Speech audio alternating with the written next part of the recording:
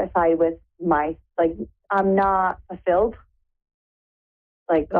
emotionally, and there's I just feel like it's like drained. I don't know. There's just like a whole bunch of turmoil around everything that's happening. It's like a whole different kind of domino effect. So I just kind of wanted a general reading and see if maybe ask the question if I'm doing the right thing for my 2 kids. I'm a young mom of 2 kids. I have a 2-year-old and a 10-year-old, and we just basically started over. We got everything that we ever wanted in July, but I feel like it's just I'm digging a hole kind of myself. I'm just yeah.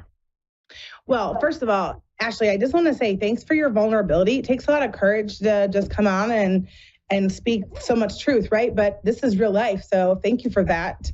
I will pull some cards. The first thing I want to just say, though, I do feel the energy of your father. What was his name? Michael. And what did he pass from? Drinking. Drinking? I saw something with his heart. Yeah, no, it was his kidneys. Everything shut down on him. Yeah, it feels like he fell asleep and never woke up. Yeah, there was something else going on with his heart, though. There's something specifically with his heart that may have been overlooked. That's what they're telling me. It was I always said that he drank because he had a broken heart. He always drank, but he drank himself from a broken heart, from my mom and stuff. Okay. Yes, he says and yes. We also, when he passed, the houses, we had 2 houses and they were side by side. And his parents grew up in that house. I grew up in the house. He grew up in the house. He died 2 days later after we sold the houses and he was supposed to move out. He died. He never moved out of that house. I feel like that was a big thing that happened to him too. He did not want to leave those houses. He says, I wasn't leaving. You already knew that. That's what he's saying. Yeah. Was he stubborn? In his own way. Yeah. I'm feeling his stubbornness. He's good though. He says he loves you. Do you ever feel him around you? Yeah, sometimes. Yeah, I do. And I got a tattoo of the time that he passed, and sometimes I'll look at the time and it'll be that time. So I acknowledge those numbers. I acknowledge you the very first part of this call, Ashley, about your courage for showing up and literally of your vulnerability. And I pulled the courage card. So it says courage. You are safe. Fear is an illusion. Set strong boundaries. So the message that's coming through right now is for you, boundaries are super important. I'm just being told that all the things that fell away was to help create what's coming. So I do feel like there's going to be a turning point. I'm seeing something around March, April of next year for you, where there's going to be a shift in your life that will better help support you in the path of creating the life that you're really desiring to have. But right now, the message from your dad is he is actually acknowledging your ability to stay so present and to be super clear and setting your boundaries. And that's the encouragement, is to keep doing that. He's telling me to tell you that no is a complete and full sentence. Awesome. You don't have to give people an explanation. I love that. I don't know what this, I'm just seeing tires. I don't know if there's a swing tire, a flat tire. I'm seeing tires. I just filled I just filled my tire from my car yesterday. Okay. And whenever anything happens with my car, I always say, oh, my dad, if he was here, he would be helping me right now. Okay, my car is always overheating. I'm getting discouraged with my car. I'm trying to drive the kids to school and need to go to work, and my car is always messing up.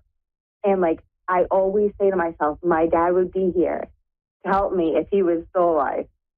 Oh my gosh. He totally was with you 1,000,000%. That's why he's showing me the tires.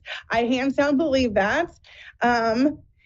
He also says, I just pulled a card from my mediumship deck, and it says, although you may not understand it now, everything happens for a reason. And there's a picture of 2 hands, and they're each holding a piece of a puzzle. So puzzle pieces. So just ask for the signs. He says that he's going to show up. He's very, very, very, he's a very strong energy, Ashley. And I definitely think that if you ask him to he's saying, ask me to help you. He's reminding you that he can't violate your free will. So they won't step in and support unless you specifically ask. So you can just say, Dad, I need your help. Can you help me from the spiritual realms? Like from whatever you believe in, Ashley, but just ask him. I also pulled the imagination card for you. Okay. And it says, envision a new reality, give yourself permission to dream, believe in unlimited possibilities. So this goes back to that shift that's going to be happening for you come March or April. Create a vision board is what he says, and make sure that you are being very clear in what you want to manifest. So set your intentions and then take inspired action. Don't worry about the how. Let your team and let spirit guide you. Ask them to come in and support you, and you're going to be just fine is what he's saying. My car broke down 2 days ago, and I said, Dad, like, geez, like, help me. A hawk, because you would call me when hawks were around the house. A hawk flew right there. I was like, all right, thank you, Dad. Like, came back a few hours later, my car started to right up. So like, I absolutely get that. He will show up as hawks. You also got the trust card, which says, leap into the unknown, have faith and move forward, believe that you will fly. And I also pulled the freedom card, live wild and free, choose your freedom, claim your independence.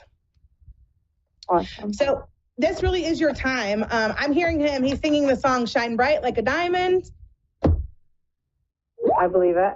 So that's the... So I left my kid's father. We were together for 16 years. I'm 30 years old, so that's more than half my life. Am I doing right by my kids, or... He's saying congratulations, like he's just cheering you on. So I'm seeing like cheerleading Palmer's, like he's just saying, yes, you're doing a great job. Keep going, keep going, keep going. So, all right, Ashley, that's the end of our call for tonight. Thank you so much for being here. I hope this was supportive, and I look forward to connecting with you again soon. Thank you so much. I appreciate you. Have a great night. You too. Okay, you guys, that is a wrap for tonight's episode of Welcome Your Woo. I hope you've had fun this evening, and I hope that you do return for more next week, where I will be furthering our conversation on how self-care is a catalyst for expanding your intuition and psychic abilities. Until then, if you are looking for more clarity or spiritual guidance, you can book a personal session with me anytime at sarahjanepatton.com. I do look forward to serving you and this growing audience.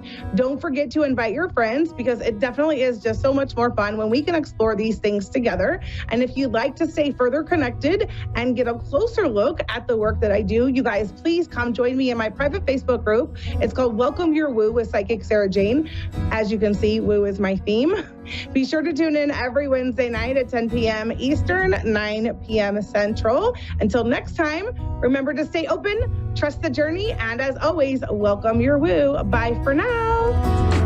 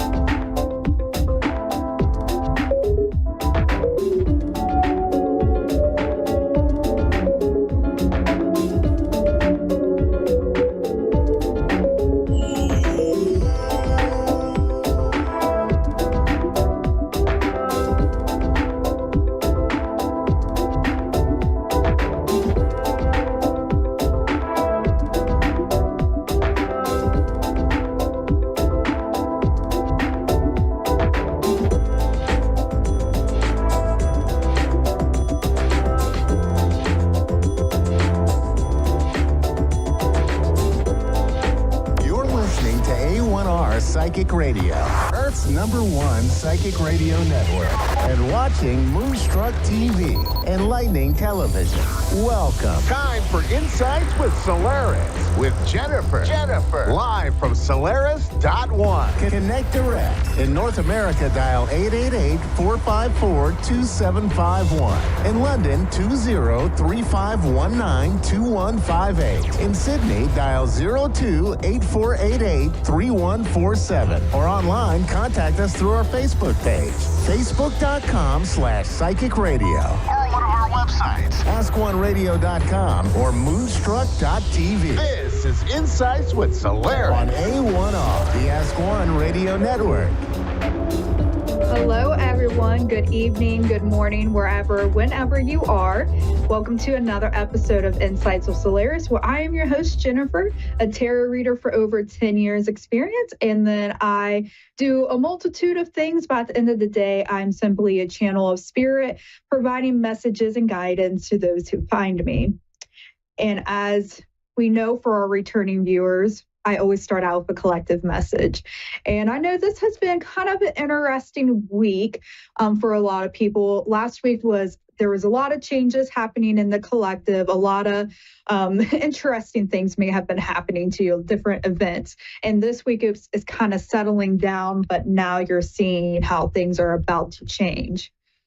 And what we're coming up here, what I'm feeling in that collective energy is a combination of those emotions that we have been feeling. Of course, we're going into a lot of holiday season, so that's not a surprise, but also coming into realizing we are finally getting closer to all our final goal. So a lot of us have been working on our goals throughout the year. And as we're wrapping this year up, it's hey, we got to continue to pull ourselves up by our bootstraps and continue moving on and have that inner strength to meet our goals. Because as we walk away from 2024, it is looking like 2025 is a year of cycles ending. So the past 9 years was going on a complete cycle. So as we're coming in and as we're learning and finishing our lessons of 2025, 2026 is a time that we are going to launch a lot of new projects. So continue to work hard, find that inner strength, and know that everything that you've been working on has a reason for it and will pay off. So hang in there. There may be a little bit of tension this week, but just go with the flow because it's going to pass over rather quickly. And today we have Kim from Oregon. Hello, Kim. How are you? Hi, Jennifer. I'm good. How are you? I'm doing great tonight. What can I help you with? Well, it's been kind of a rough year, and I'm just kind of curious if things are looking up, if I'm finally coming out the other end of it. Hey, yeah, let's see what we can do a 6-month spread just to see what's going on. Fantastic. Oh, I'm already liking what I'm seeing. Oh, yay. Thank God. Oh, yes, I am liking what I'm seeing. Okay, so there is definitely a lot going to be coming on. And just, are you kind of a spiritual person? Do you believe in spirit guides and things like that? I'm a psychic medium. Oh, fantastic. Okay. So nobody ever wants to read me, so I love you. Well, I'm glad you find me. I love other mediums as well because everyone does things a little bit differently. We all have our unique gifts. And so I am feeling Archangel Michael coming into you pretty strongly for this time period. He's fantastic to help us through challenging situations and to push us in the right direction. So I love that for you. So if you ever feel like you need just a little bit more help, you can just call on him and he will come support. He's like my honorary big brother. I love him. Well, just know that I'm glad that he showed up. I'm also feeling a lot of water energy too. So I can't quite identify that energy yet, but I'll allow that energy to continue to come forward. And if I get a name, I'll let you know.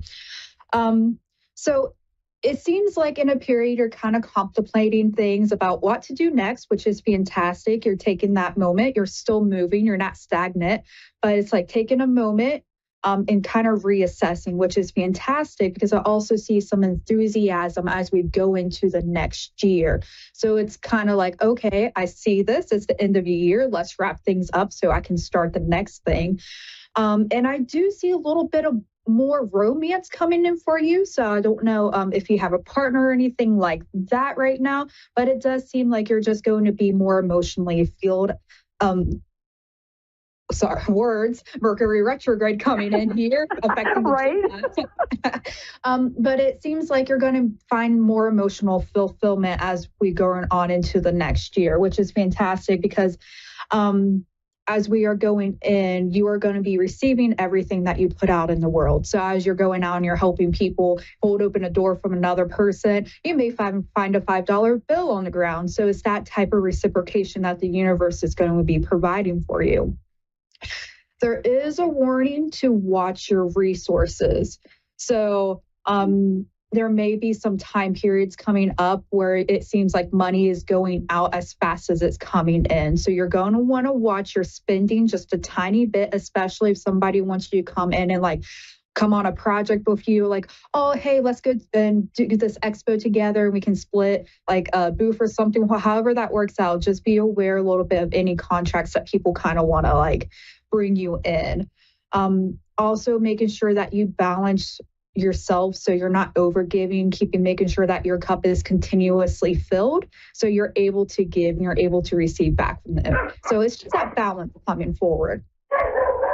And I do see like in the recent past a lot of like missed opportunities, but maybe not necessarily missed opportunities here, but definitely being upset about what has been happening. So this is kind of like the saying, crying over spilled milk is kind of that energy. It's not necessarily bad. It's just, oh, this isn't what I wanted. So that is going away. That feeling, that energy is slowly drifting away. So that's fantastic. Thank God. Take a deep breath. Okay, that is following out. Just give it another week or two. Let it go out. Because as we're going into that 2025 period, as I was saying in the collective message, you're ending out cycles. You're finalizing your lessons for the next stage. But it seems like you're starting the next stage a bit early compared to the collective, because you have changes coming in, okay? And it does seem mostly related to like creative projects. And this could be with your psychic mediumship, getting out there a bit more, having that spark come back. So that is coming, that's helping. I see your heart chakra just becoming inflamed and just shining and burning. And that's fantastic. But remember with that balance card, we don't want to burn too quickly because then we burn ourselves out. I've been doing that. Oh yeah, a lot of us do, especially if we're mediums, empaths, and everything like that. Let's see, what do we have here? I am seeing possibly learning a new skill coming up within the next 6 months. So I don't know if it's going to be, oh, I want to go step in herbology or something like that, or step in more astrology. I do see you going in and learning a bit more. And I actually am seeing stars. So possibly instead of like, if you're used to the tropical astrology system, maybe you'll start learning more about the Vedic system and just putting more into your skill set there. But even if it's not on the spiritual level, and going into nature more, you're just going to be learning. And this is going to help you because you're going to meet new people. You're going to have new partnerships, and you do have more new spirit guides coming forward. So I see Archangel Michael like sitting on my right side, but he's taking like a slight step back in order for new energies to come in to help you learn a little bit more. Cool. That's awesome. Yeah. So yeah, definitely in the next 6 months, you are stepping in more into your intuition. It's going to be on point. Trust your gut, continue to learn, because you're getting those direct messages from your spirit guides, from your higher self, from source, whatever you call source, spirit, the universe, that is all coming to you very clearly. So I do see a lot more opportunities coming forward for you regarding your intuition. So if you've been wanting to do a little bit more with your mediumship, you have the signs. It's going to be a really great year for opportunities, whether that's just going out to this event here, going out to an event there, maybe even going to talk to a group of people, teaching a class. All of it is within your realm of happenings, because you're going to meet people and you're going to collaborate and just create beautiful things as we go into the next year. And so I'm hearing in about 8 months, you may have some type of impact or communication with law enforcement. Now, it's not feeling very clear on exactly what it is about. It could be something like, oh, I have to file an insurance claim because somebody hit my car. But whatever happens, just make sure that as you are taking each step, you are aligned with yourself to make sure that you get the best possible outcome. I don't see it as any like major drastic event, but that is something that in about 8 months that you may just struggle with. So there is a challenge there, but know that you are overall protected. Things will come out to what you need. It just may not be comfortable in the time. But I'm not feeling very clear exactly what that is, but something minor, but you may have like a legal system involved there. Yeah, and it seems like you're going to have a couple of significant life events coming forward. You're going to be coming into a lot more information and a lot of growth, which is fantastic to see, but sometimes growth can be a little bit painful. But anything that you come across, especially within the next 6 to 8 months, you are going to just flourish. What is happening, you are being prepared in order to break out of the shell to create that next version of yourself. So that I really love seeing this. So we have a lot going on, but I do see so much coming in for you over the next year. So yeah, just take a deep breath, let all the worries of this year, let them go away, do some self-care, just be like, we got this. I did what I needed to do, and now I can go forward. So just a quick clarification so you know you're spot on with this. The water energy, I'm a Pisces. Fantastic. Okay. So you got, like, I was like going, she'll catch it in a second. I'm a Pisces. So, and also, I'm battling cancer right now, and it should be ending in probably 4 or 5 months. So that makes perfect sense that in 6 months or so that I'm going to be doing something new, because I'm planning and you know, researching and everything now to what I'm going to be doing next when I'm healthy. So you're spot on. I appreciate this so much. Yes. I'm hearing 5 months. Cool. And you're going to have 5 months. And you'll know through songs. You're going to be being sent as a lot of songs just about love and whatnot, knowing that you are loved in this process. So you can get that beautiful next step. Yep. I'm positive it's all going to go well. So thank you. I needed to hear that. I appreciate it so much. And you have a great night. Thank you so much for calling, Kim. I wish you the best of luck in all of your endeavors.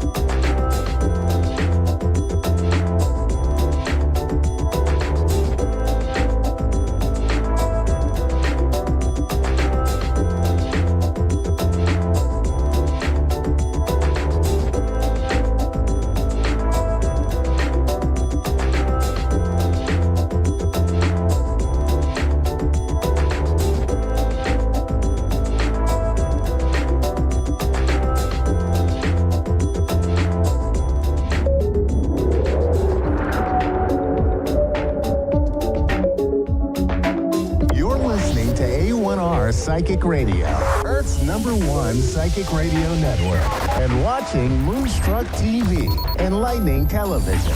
Welcome. Time for Zodiac Zone with Melissa Markham.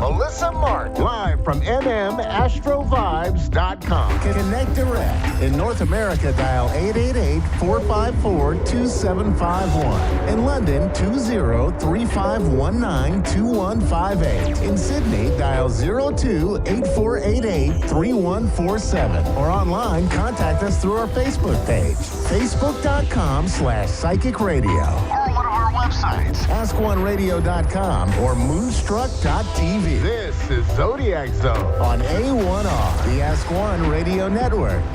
Hi everyone, I'm Melissa Markham from Zodiac Zone. So let's just get right into it tonight. Tonight is a full moon in Aries. And I have to say that it's really kind of a hard moon compared to other full moons. I would suggest that you don't manifest during this moon because anything in Mars can indicate anger. It could indicate, in a lot of ways, violence. I would pretty much bet that the hospitals tonight are going to be loaded with people, unfortunately, as far as accidents or some kind of dispute, something like that. It's just not the kind of moon to really manifest in, per se. But on the polarity, Mars could also promote passion and hardworking, as far as, very driven into what you're trying to accomplish. So when we look at signs and we look at anything with astrology, we always have to look at the polarity of things. People ask me all the time, what signs are good, what signs are bad. There's always the good and the bad, the polarity to every sign. And when we look at that and how they're represented, that is what we look at. So I would say the whole thing with the moon tonight is to release, because full moons are always about releasing something.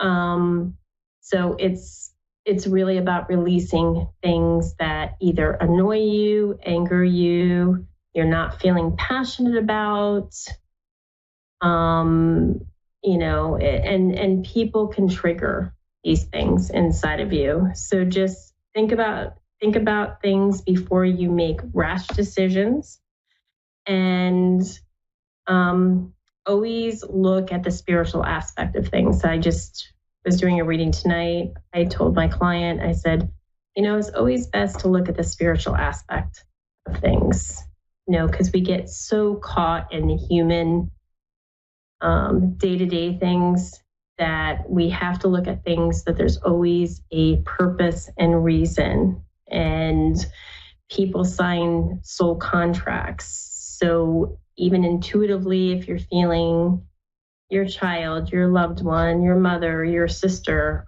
they're with the wrong person, they sign that contract together. So they're both supposed to get something out of it. And it's always for the evolution of the soul. So that's what I tell people. And it's really hard too when it's connected to you. If your child, your relative, your sister, brother, whatever the situation may be.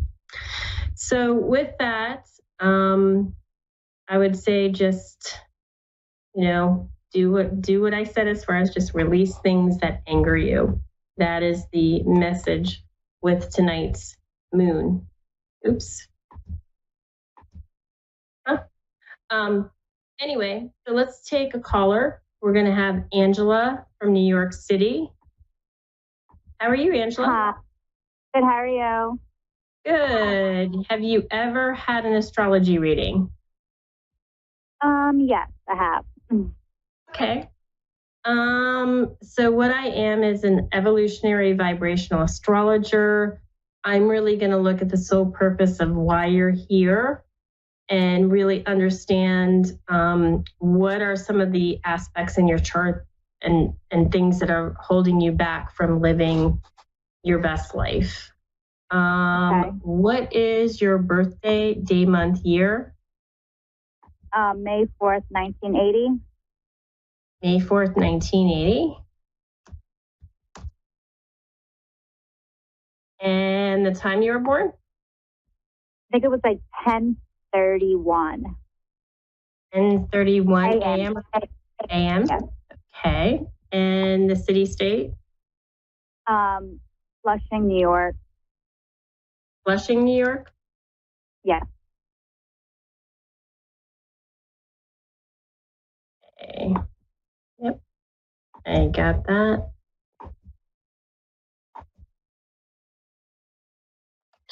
Okay.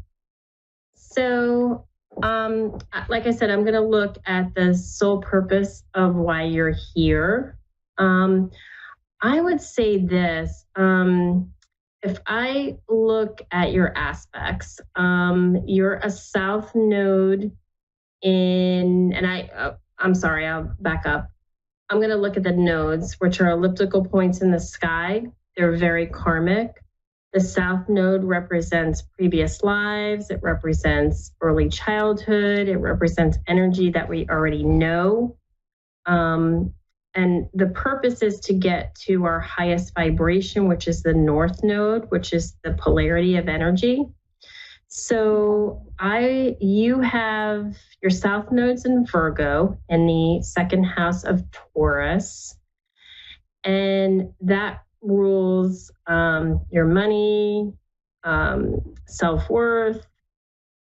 You know, a house can rule 40 or 50 different things, but, you know, us astrologers tend to focus on, you know, the main things. The North Node is in Pisces in the 8th house. And I would say that you're very security driven, right? And you probably worry a lot. A South Node in Virgo worries.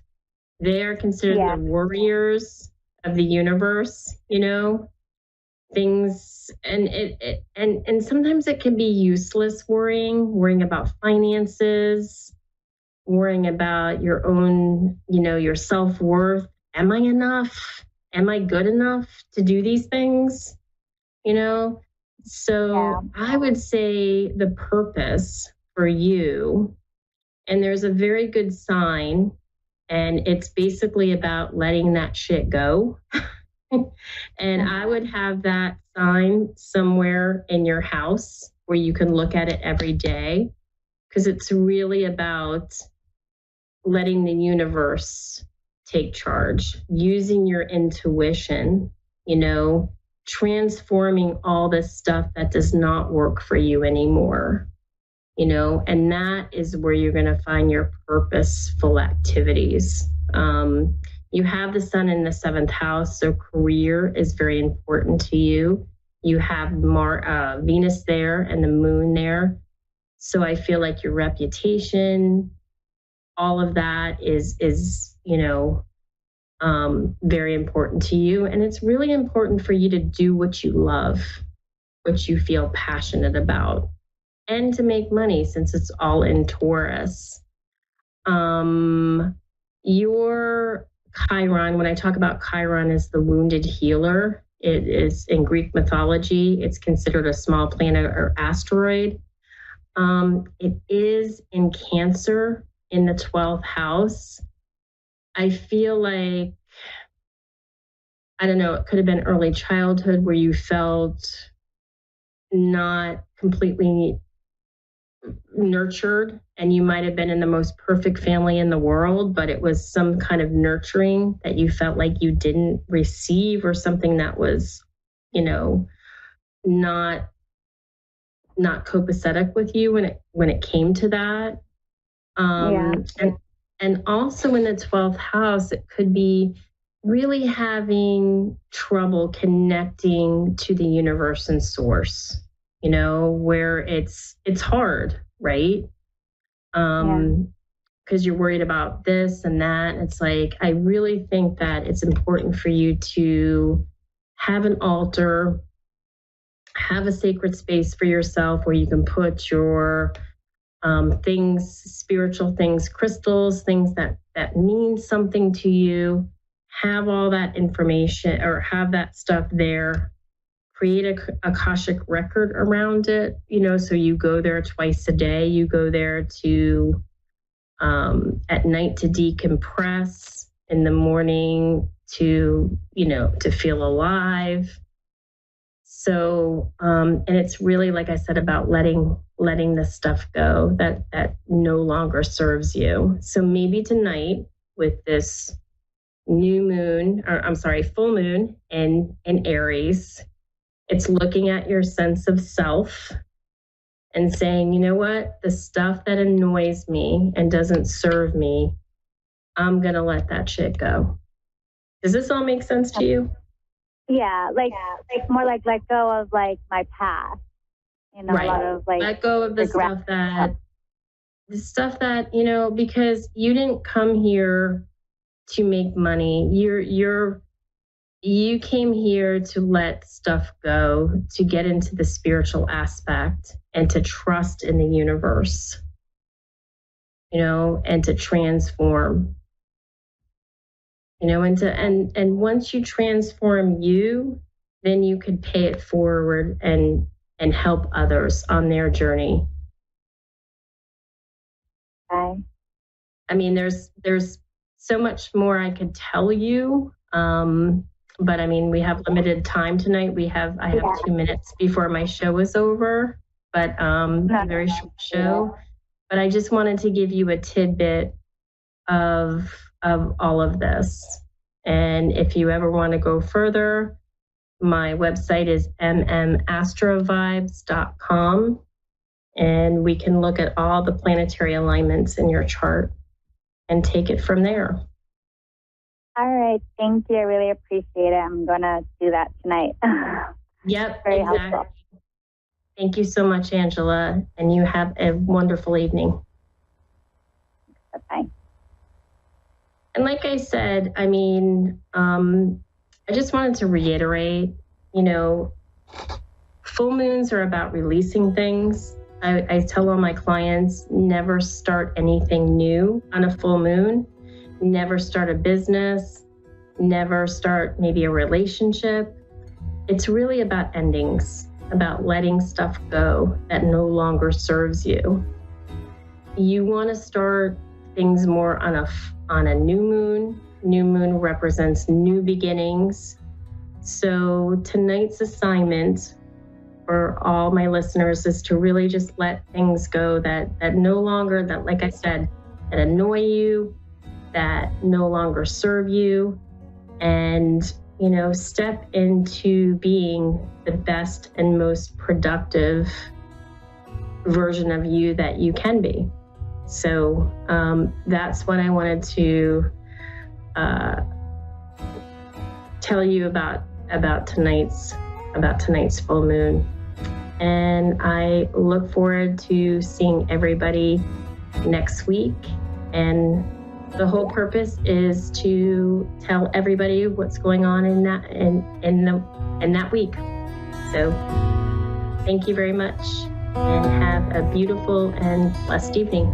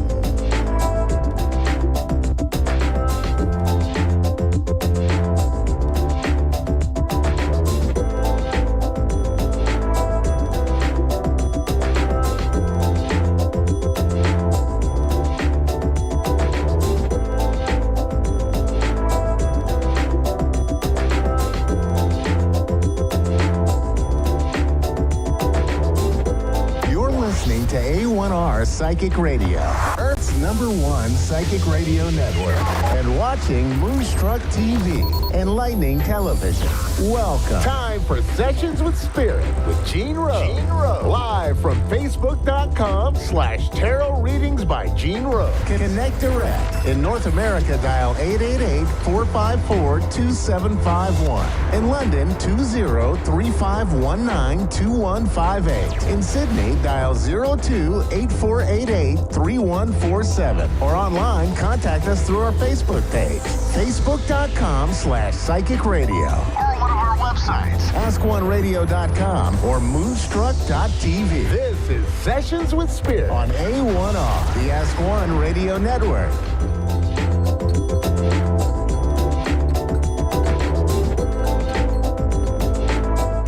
Hello, everyone, and good evening. Welcome to Sessions with Spirit.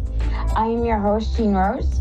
Welcome to another fabulous week, another wonderful episode. I can't believe next week is Thanksgiving. Like, when I have questions, I mean, what? Yeah. So there's that. Yeah. So can we believe there's a little more than a month left to this year? And then it's 2025. Like, what?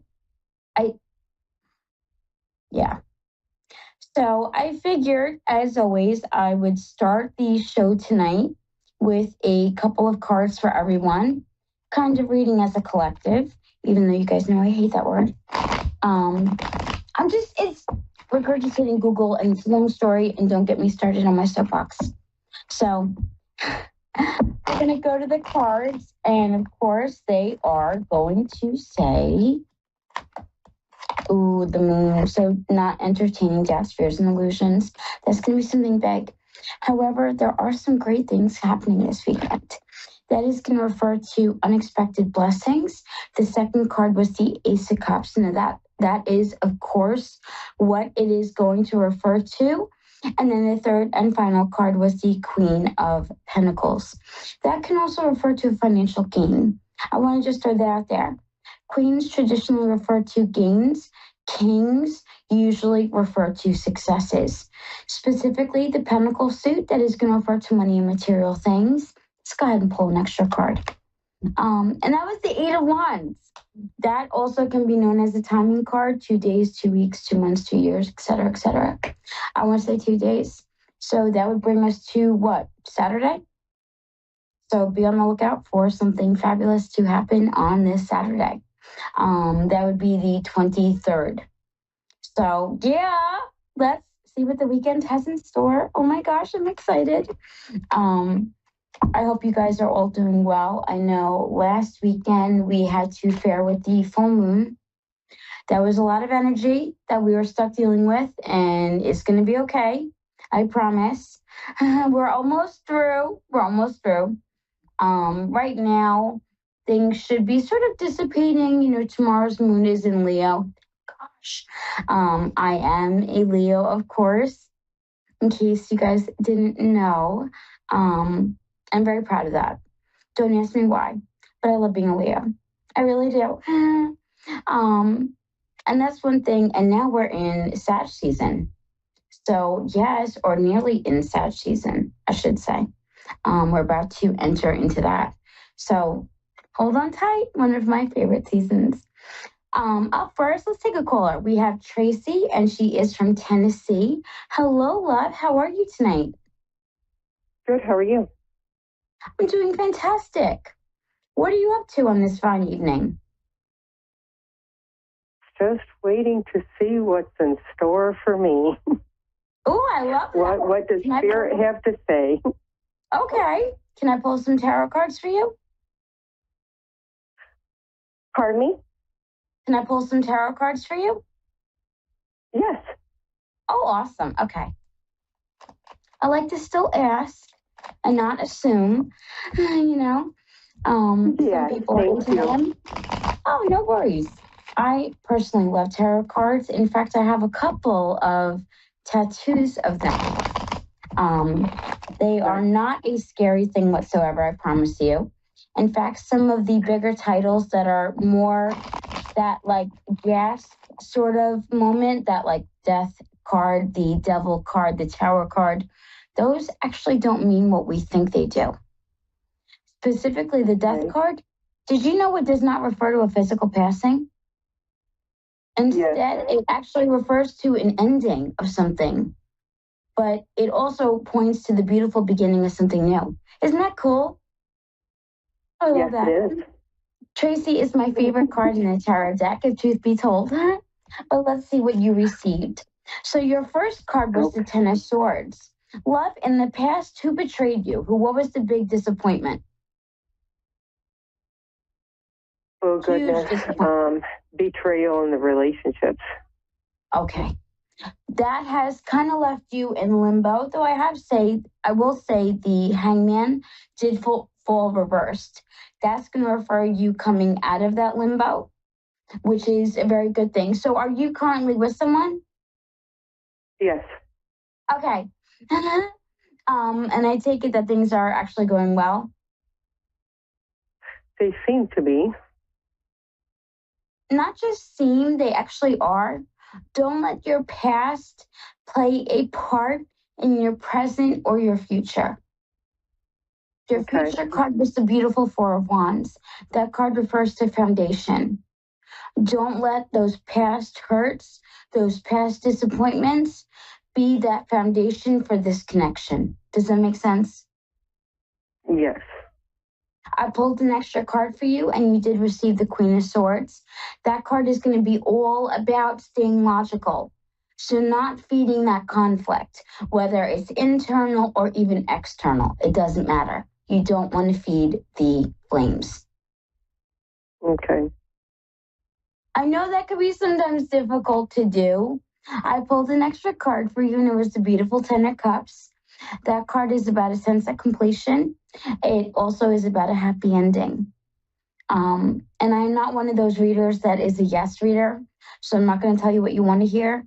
Tracy, I'm going to tell you what the cards tell you.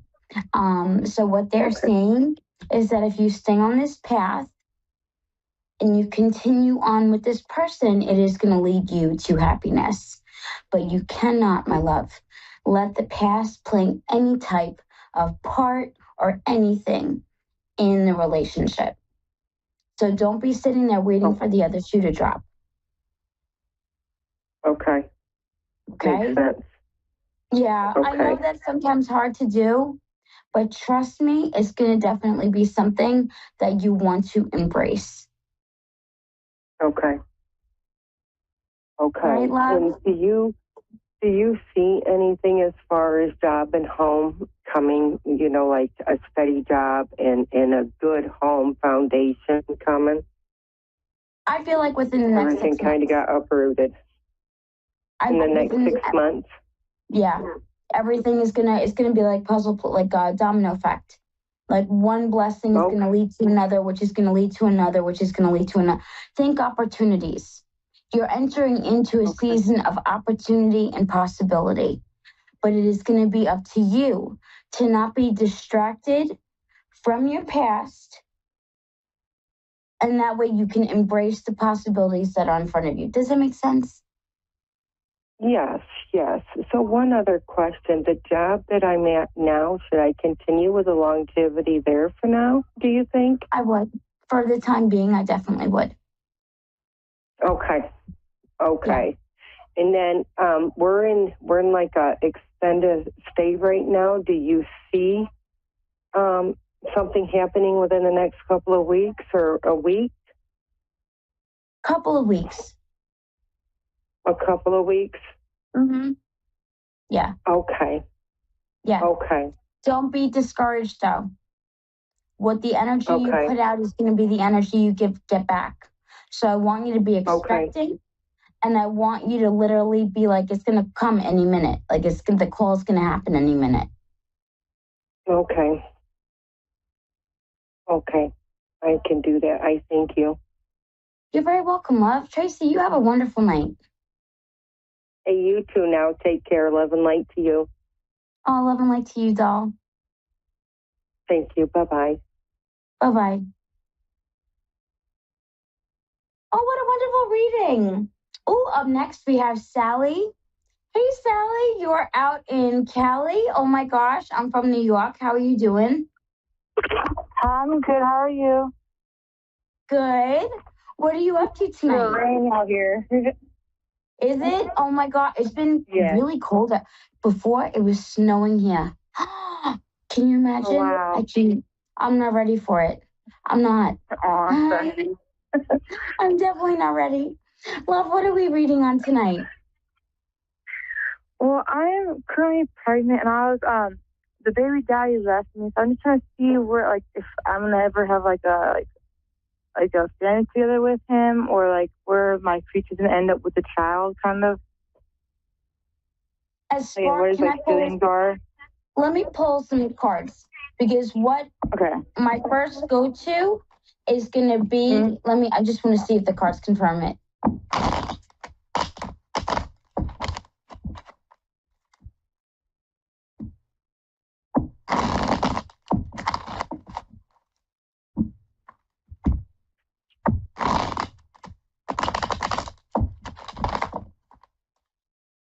My go-to is that you're going to have like a knight in shining armor that comes in. Okay. I don't feel as though it's going to be the father of your child. Okay. I think he's already done disappointed you. Yeah. And I think you're kind of done. And in your heart of hearts, you know that it's over. You know you deserve better. Especially with what he has been serving lately. It's like, Queen, come on. Why are you even putting up with this?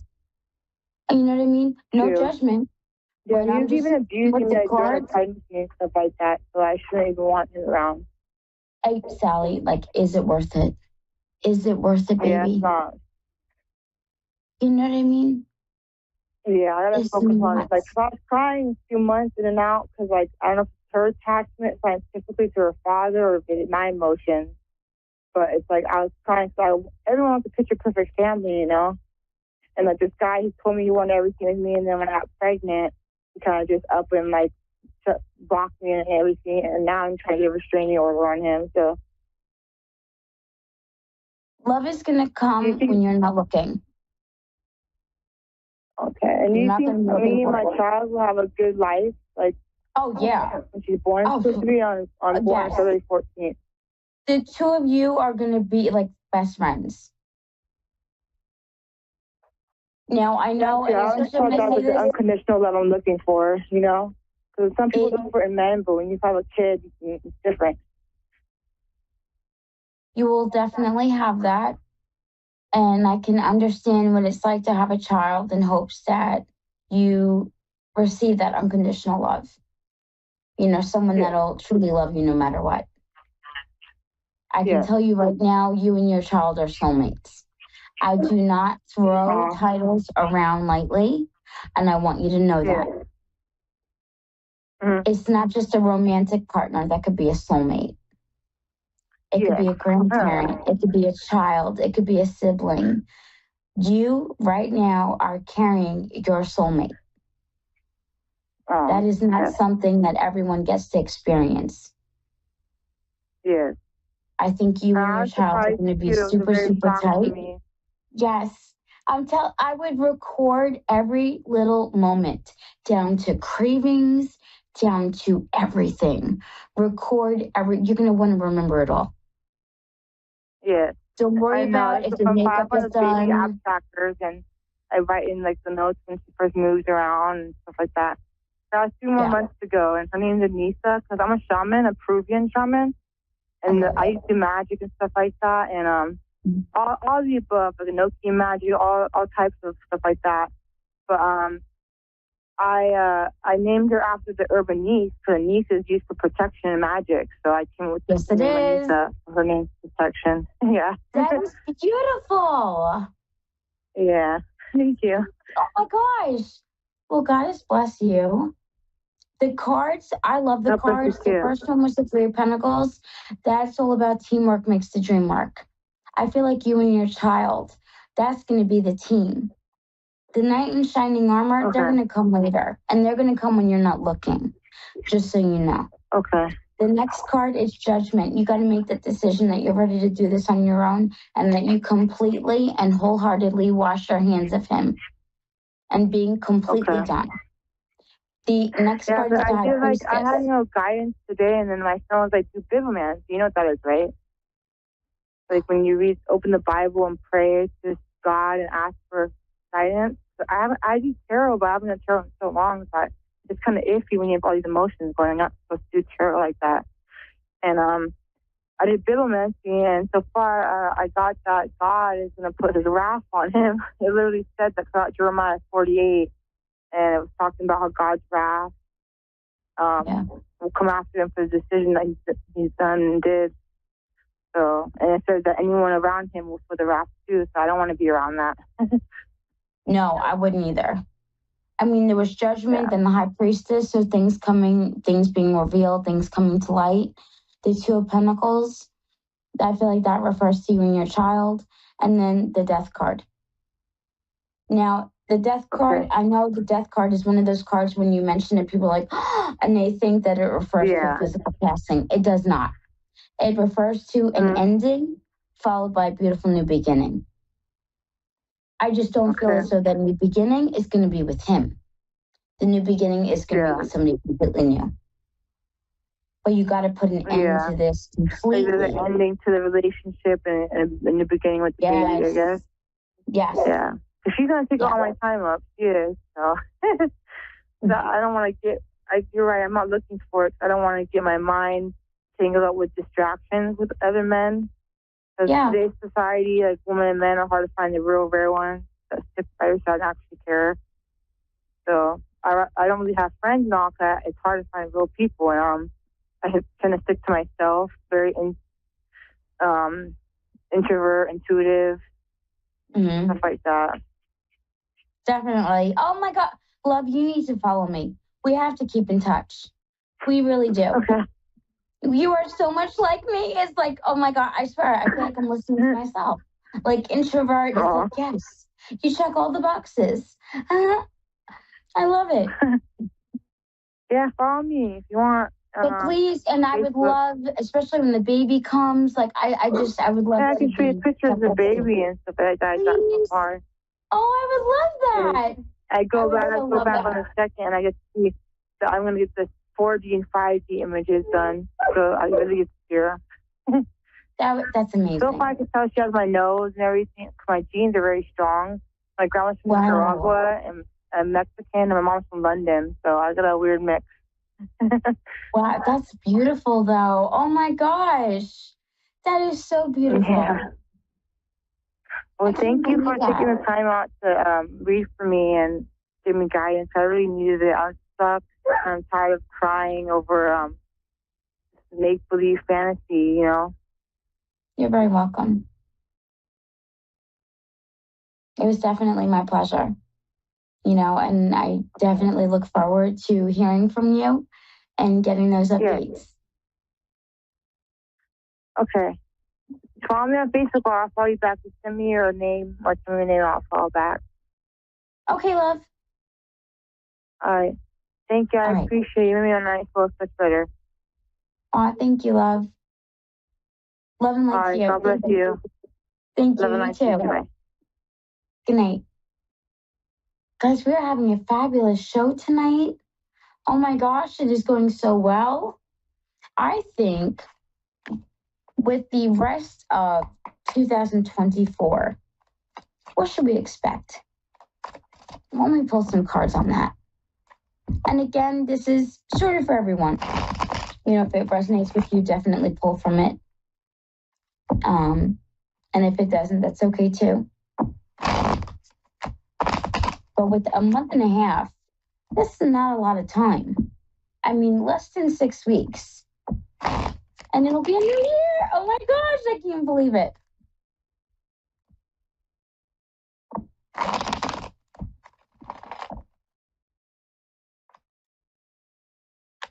Oh, so it's going to be emotional. A lot of purging. Lots and lots of purging. First card was the Knight of Cups. We're going to be very, very, very tempted to overdo things these next 6 weeks. Think of it as that last push till the new year, right? Cut it out. Don't do it. Pace yourself. Take things in steps. Do things in stride. Do not rush. It is not a rat race. I know it feels that way, but it's not. I promise you that. Third card is the Ten of Pentacles. That card dropped reversed, and that card just refers to not reaching that end or that completion. But I feel like that's due to the Knight of Cups as well as the Nine. The cup suit as a whole is going to be the suit of emotions, and it's going to represent the full gamut. Good, bad, ugly, all of it. Indifferent, all of it. That's not always a good thing. That's sometimes going to overwhelm us, especially when we are trying to go back in time and relive a moment. I strongly suggest to everyone to take this next 6 weeks and really live each day. Don't think about yesterday. Don't think about 2 weeks ago. Keep in front of you the future. Keep in front of you the present. If you are committed to doing whatever, make sure you are fully dedicated to that. For example, my wife has recently committed going to the gym, and I have to give her a round of applause because she has been an absolute beast at it. Baby, I'm very proud of you. And if I don't tell you often enough, I'm sorry, but I love you. But literally every day, she has the gumption to do it. Every single day, even when she doesn't feel like doing it. That is the kind of resolve we need to bring every single day for the rest of the year. Every single day. No matter what, no excuses. No, are you kidding? Your leg hurts? What? No. That's what she does. And I'm telling you the progress that I've seen in the last, 2 weeks, if that? Insane. You know what? We can have that same progress. We just got to put the effort in. Going back to the cards, the next card is the Five of Swords. That's going to refer to drawing boundaries. It's okay to say no. You don't have to take on every holiday list and team and thing to do. You don't have to take it all on. You don't. Pick and choose where you invest your energy. That way you can fully enjoy it and you can stay present. The final card was the King of Cups. Well, now we know that he is a manipulator of our emotions, and he can sometimes use our emotions against us. That's when we have to sit and purge those moments that we might have a hard time getting over or getting through. Let them go. It's not worth staying in that space, especially if you catch yourself reliving that moment over and over. I know I sure could use that advice. I tell you guys all the time, do not put me on a high horse. Just because I'm a reader does not mean my life is any easier. It's quite the opposite. And I think that's only because Spirit prepares me to meet people where they're at, no matter where they are. Right? So with this last week, and guys, I will be fully honest, my wife is working Thanksgiving. And because I want to spend as much of the holiday with her as possible, I might not be with you guys next week. So it might be a previously aired episode. If it is, I want to kind of, give you guys a heads up. I will definitely let Constance and Dave know what my plans are, so they're not sort of caught with their hands in the air. I'm like, we don't know what we're doing. But that way there is some sort of a plan, and I'll also make an announcement on the page. I also want to make another announcement if I shamelessly can. Our 12 days of Christmas is nearly upon us. That is going to be a different reading every day for a total of 12 days. I am so excited to be bringing this to you. It was brought to you by my team and I truly call them my team because these ladies have surpassed any expectation I ever could have had from them. Their creative genius and teamwork and kindness has just blown me away. The 12 Days of Christmas was born. I had the idea, I wanted to do an advent calendar.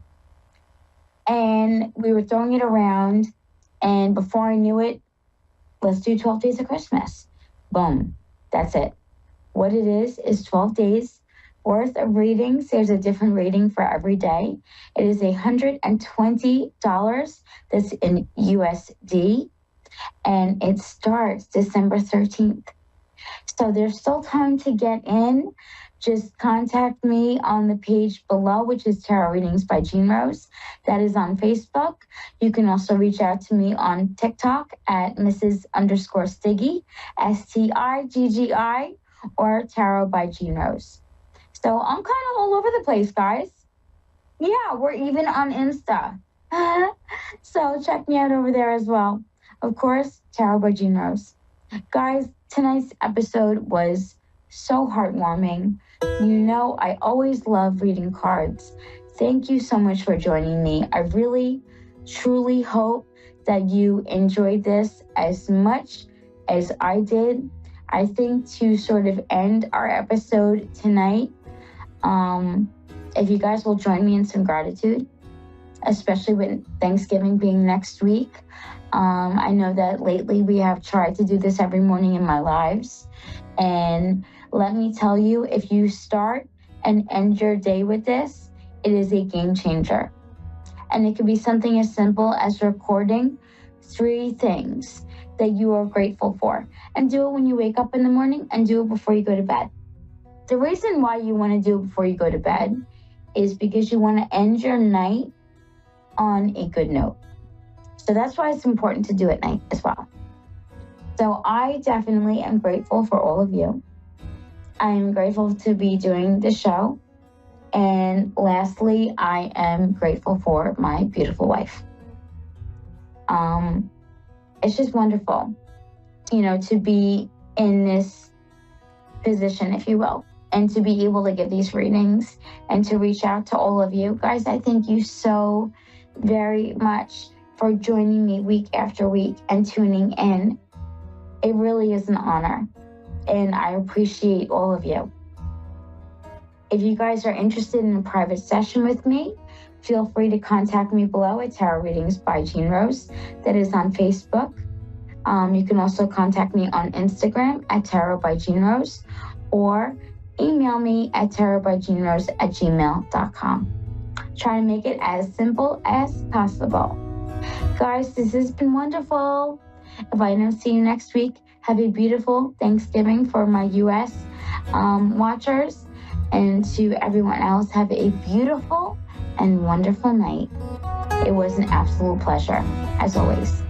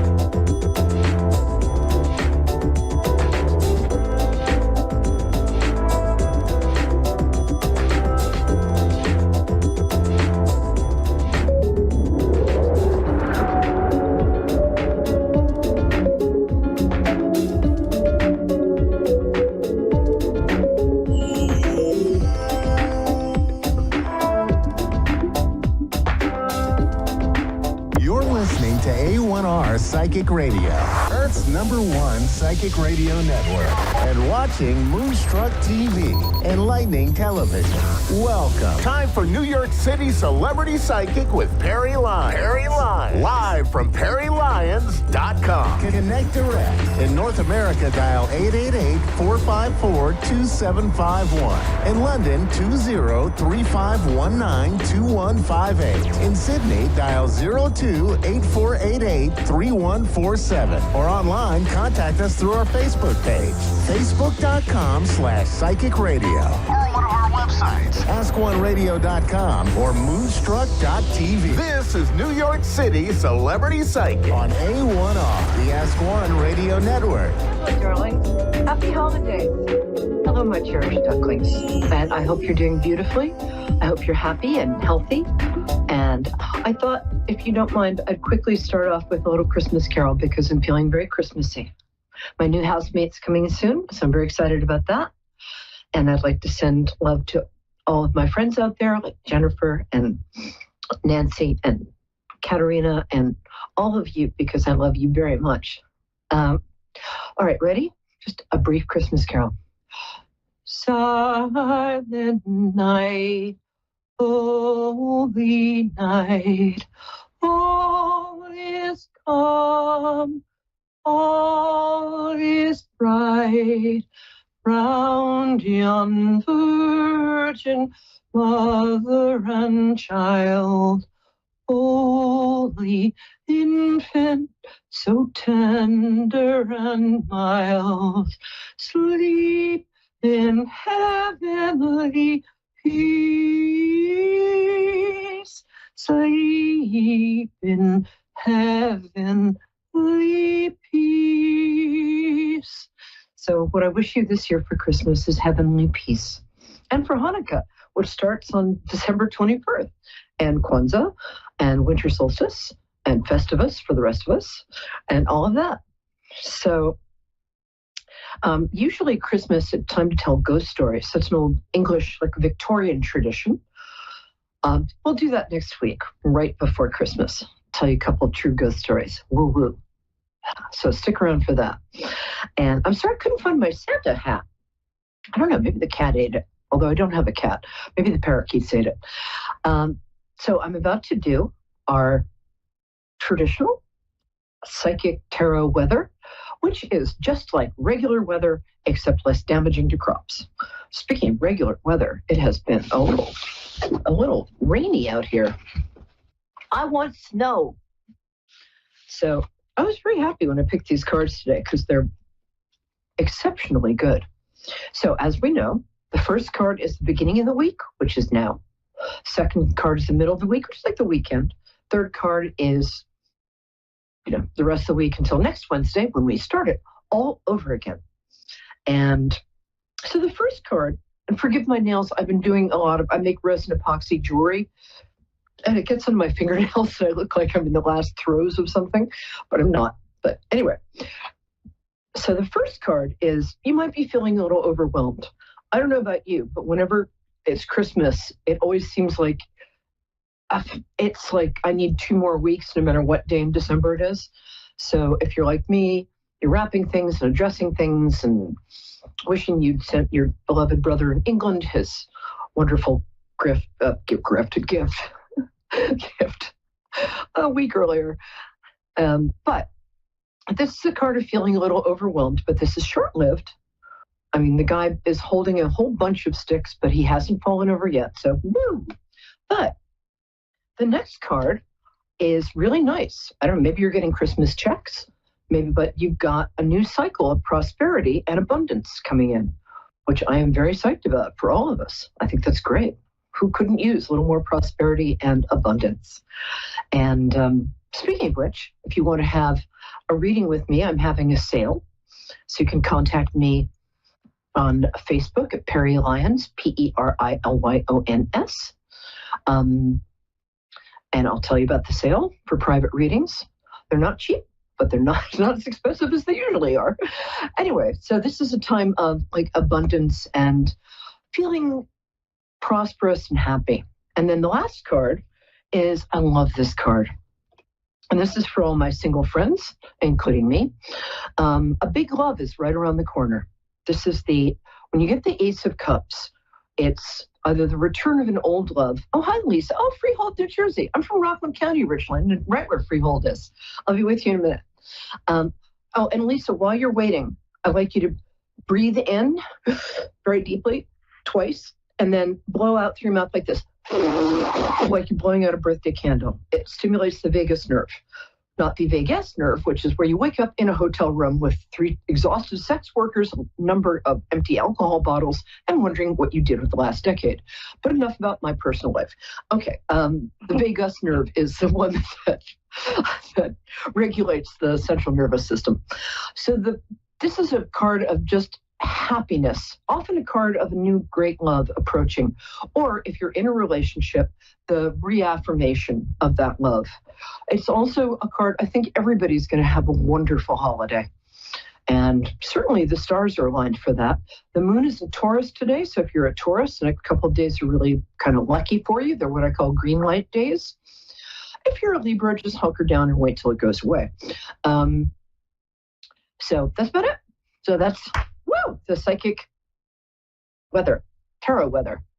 And that applies to everybody, even if you're just listening by accident. So, Lisa, I'm not Lisa. My name is Susan. No, my name's not Susan, but your name is Lisa. How are you? Okay. Good. On this rainy Wednesday. It is a rainy Wednesday. Rainy days and Wednesdays always get me down. I'm sorry, I took a singing lesson today and it just seems to have not gone away. So I like to connect to people through their birthdays. When is your birthday, my angel? November 1st. Oh, we love Scorpios. I'm a Pisces. I have a degree in Scorpio. I was married to one for 20 years. Scorpio is my favorite. Especially this week of Scorpio is a really good one. You guys, I know Scorpios get a rep for being like they can be a little mean, but actually they're really loyal and really kind is what I found. I think Scorpios are very profound. So how can I help you? Well, I'm just having an issue with my career and health. So just wondering, if you could kind of direct me of what's going on. I feel that. Do you have a nursing degree? No. You're in healthcare. You're a healthcare provider of some kind? No. Oh, I'm sorry. I thought you said my career in health. So. Oh no, and my health. No, two separate. Oh, and your health. I'm sorry. Okay.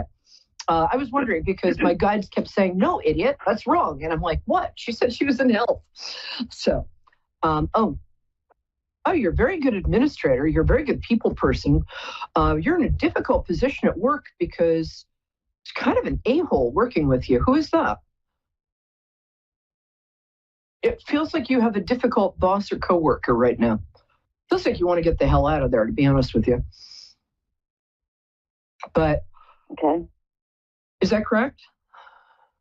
Well, in a sense, the operation's closing. And I was just notified that I'm getting terminated quicker than anticipated. Okay, well, you are going to get unemployment, so that's good. Here's the thing. You are eminently hireable. And the next job you get is not going to be very far from now. It's going to be within 4 to 6 weeks is when you're going to get a yes, because you have a really good resume. And you've spent enough time you've had a few jobs, but you've spent a reasonable amount of time at each. In each, you've advanced. You're very responsible. You're very good at admin, and you're very good at managing people. Is that correct? I would say I was in the sales role last time, the basic position. If that makes sense. Let's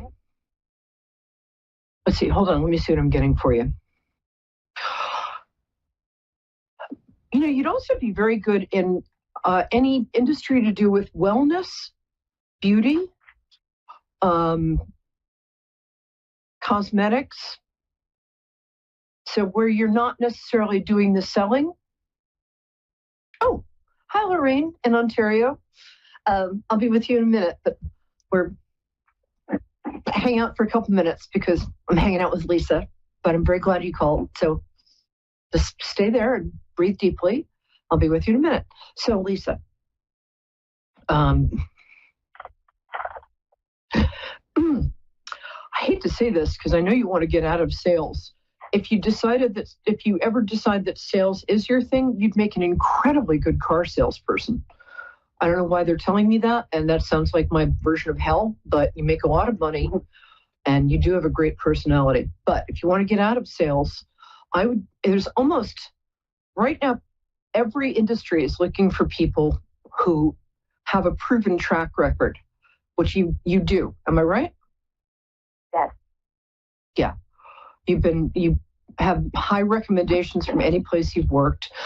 I want to say I'm really sorry that your place is closing down. That's awful, and I'm very sorry that happened to you because you're obviously a lovely and talented human.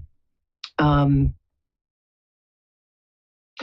let's move on to your health. I'm really, really encouraged about what's out there for you, and I think let's say 6 to 8 weeks. But keep sending your resume out. You're very diligent. You're very responsible and very good at sending stuff out. Maybe update it a bit. You might want to work with like a resume coach or something like that. But go onto every job site you can find because people need you. You're eminently hireable. My feeling is that what you're going to find, and within 8 weeks, honestly, maybe a tiny bit later, but if you're not employed by like February 5th, I will be very surprised. And I'm tough to surprise. The other thing is I think you're going to get like a 15 to 20% increase in salary. So act as if, as my dad used to say, act as if you know that you are a treasure and a prize, which you are. And act as if, you're kind of doing them a favor by working for them. And I think that's really going to work out for you. Now, let's talk about your health for a minute. Now, before I say anything about your health, remember that this is for entertainment purposes only. I'm not a doctor, nor do I play one on TV. But one of the things I'm getting is that, are you having some chronic pain? Yes. Yeah. Is it in your hip joints, or am I projecting? Because I have that. No, yeah, hip, groin, yeah. Yeah, okay. Have you gotten an x-ray? Because it feels to me like you might have some osteoarthritis, or you might have a slightly small hip socket for the, so have you gotten an x-ray? Yes, in the past. Go to your doctor, get an x-ray. You have in the past, but right now it feels to me like there's something like immediately diagnosable and immediately fixable. But I feel for you. Is it your left hip or your right? Actually both. Like I have trouble getting up from a chair. Yeah. I know, right? Pain kind of when I walk, And we're so young. Why should this be happening to us? I don't get it. But it does feel to me like, did your mother or father have a condition? It feels like to me like this is a genetic condition. It also feels to me like it's treatable and it's not going to be there forever. So I would get an updated hip x-ray.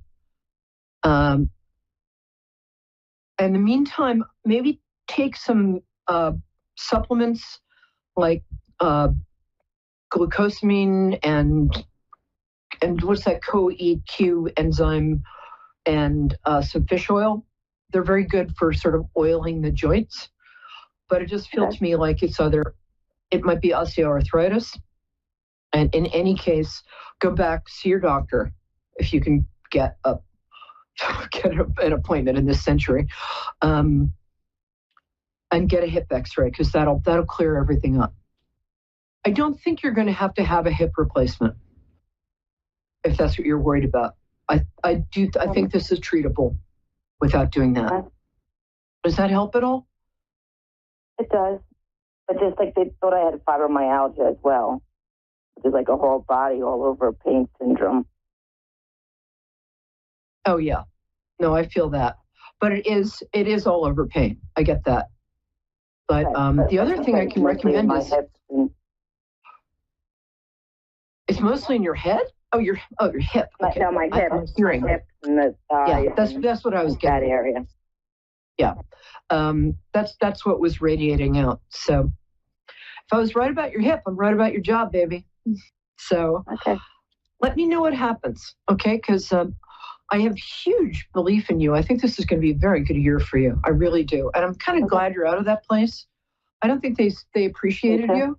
And I think where you're going, they will appreciate you because you're eminently appreciable. All right, my love. All right, let me know what happens. Contact me on Facebook. All right, thank you. I will. Thank you. Take care. You made my evening. Bye-bye. I love Scorpios.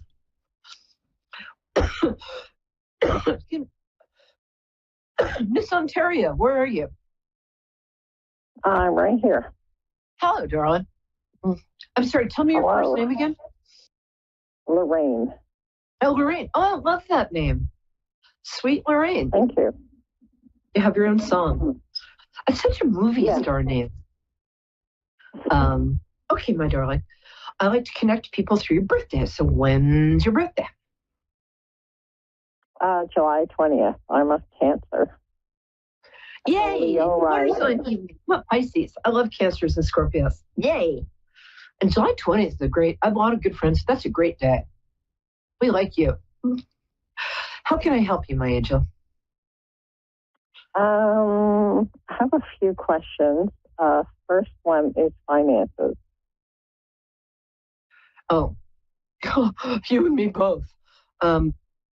Yeah. Well, it's funny. Right before the show, my guides were saying that in my introduction, I should tell people, well, I don't know if they have this in Canada. They have it in America where you go to your state.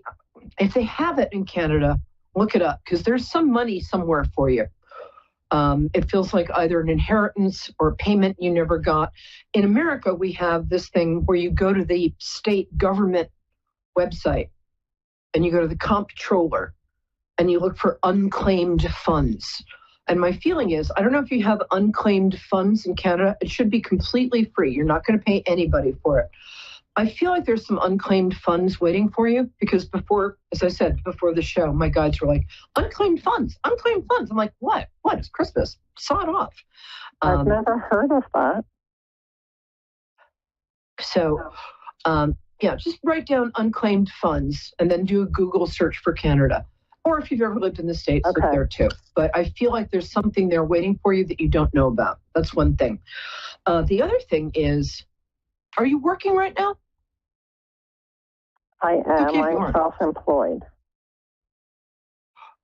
Yeah, yeah. It might be time to look for a part-time day job. I hate to say this, but as a self-employed person, it's getting a little rough out there. Yeah. And you're somebody, you're very, despite what you think, because I think you think you're not. I think that you think that you're not, I got lost there, sorry. I think you think you're not very employable. You are. You have a multitude of skills. You have like 4 lives so far. So, am I right? Yeah. Yeah. Yeah. And each of those lives you've been productive in. So, yeah. It's just it's a hard moment to be self-employed because everybody's sort of like, ugh. So if you can look around where you live, one second. Well, you're somebody else who's very, very good. It's interesting. You're both right and left-brained, which is to say that you're both creative and detail-oriented. Life coach. And great. I'm also a psychic medium. I do what you do. Oh, okay. That might be, I'm having a tiny bit of trouble picking up on you, which I have with other psychic mediums. So congratulations. Yeah. You're the real deal. Listen, you might want to talk to the producers at the station. We're always looking for talented people. And I think you're very good at your job. I think like a lot of psychic mediums, you're not very good at my job. Yeah. You're not very good at self-promotion, is what I'm getting, right? I suck at that. 100% I suck at it. Yeah, you and me both. And that tends to be a thing because as psychics and as mediums, we kind of operate in a different, I don't know. I feel like I never got the How to Be an Adult handbook, or if I got it, it got lost in the mail, or the cat ate it, or something. Hold on. So I understand that, but you have a lot to offer. You're actually, and I never say this because there's so many people out there who think they're psychic mediums and aren't. Except the people, I have to say, the people on A1R radio and Moonstruck TV are all genuinely good. But you're the real deal. So what I would do is get a day job, because us psychic mediums, especially as water signs, we need a little structure. It's hard for us to get self-motivated. I've got 60 seconds. So what I'm going to say to you is look for something that won't take too much psychic energy from you as a day job, whether it's part-time or full-time. I kind of recommend full-time for about 6 months, because we have to feel... What? I do. I think it actually be very easy. Coming. Yeah, I have a lead coming. Yeah, for the new you do. Year, January, February. Yeah. I really think, again, you're somebody who, if you're not employed by February 25th, I'm going to be very surprised, and I'm very hard to surprise. We've got 15 seconds, so I'm going to say try that. Don't worry too much about finance. Check out the unclaimed funds thing. I don't know if they have it in Canada, but I suspect they do. And I think there's something there for you. And that's the end of the show, but I'm so glad you called. And good luck, and let me know what happens, okay? I'm Perry Lyons, Perilyons. Find me on Facebook, and just let me know how you are, because I'm nosy, and I care. And that's it. And you look great in that color, by the way.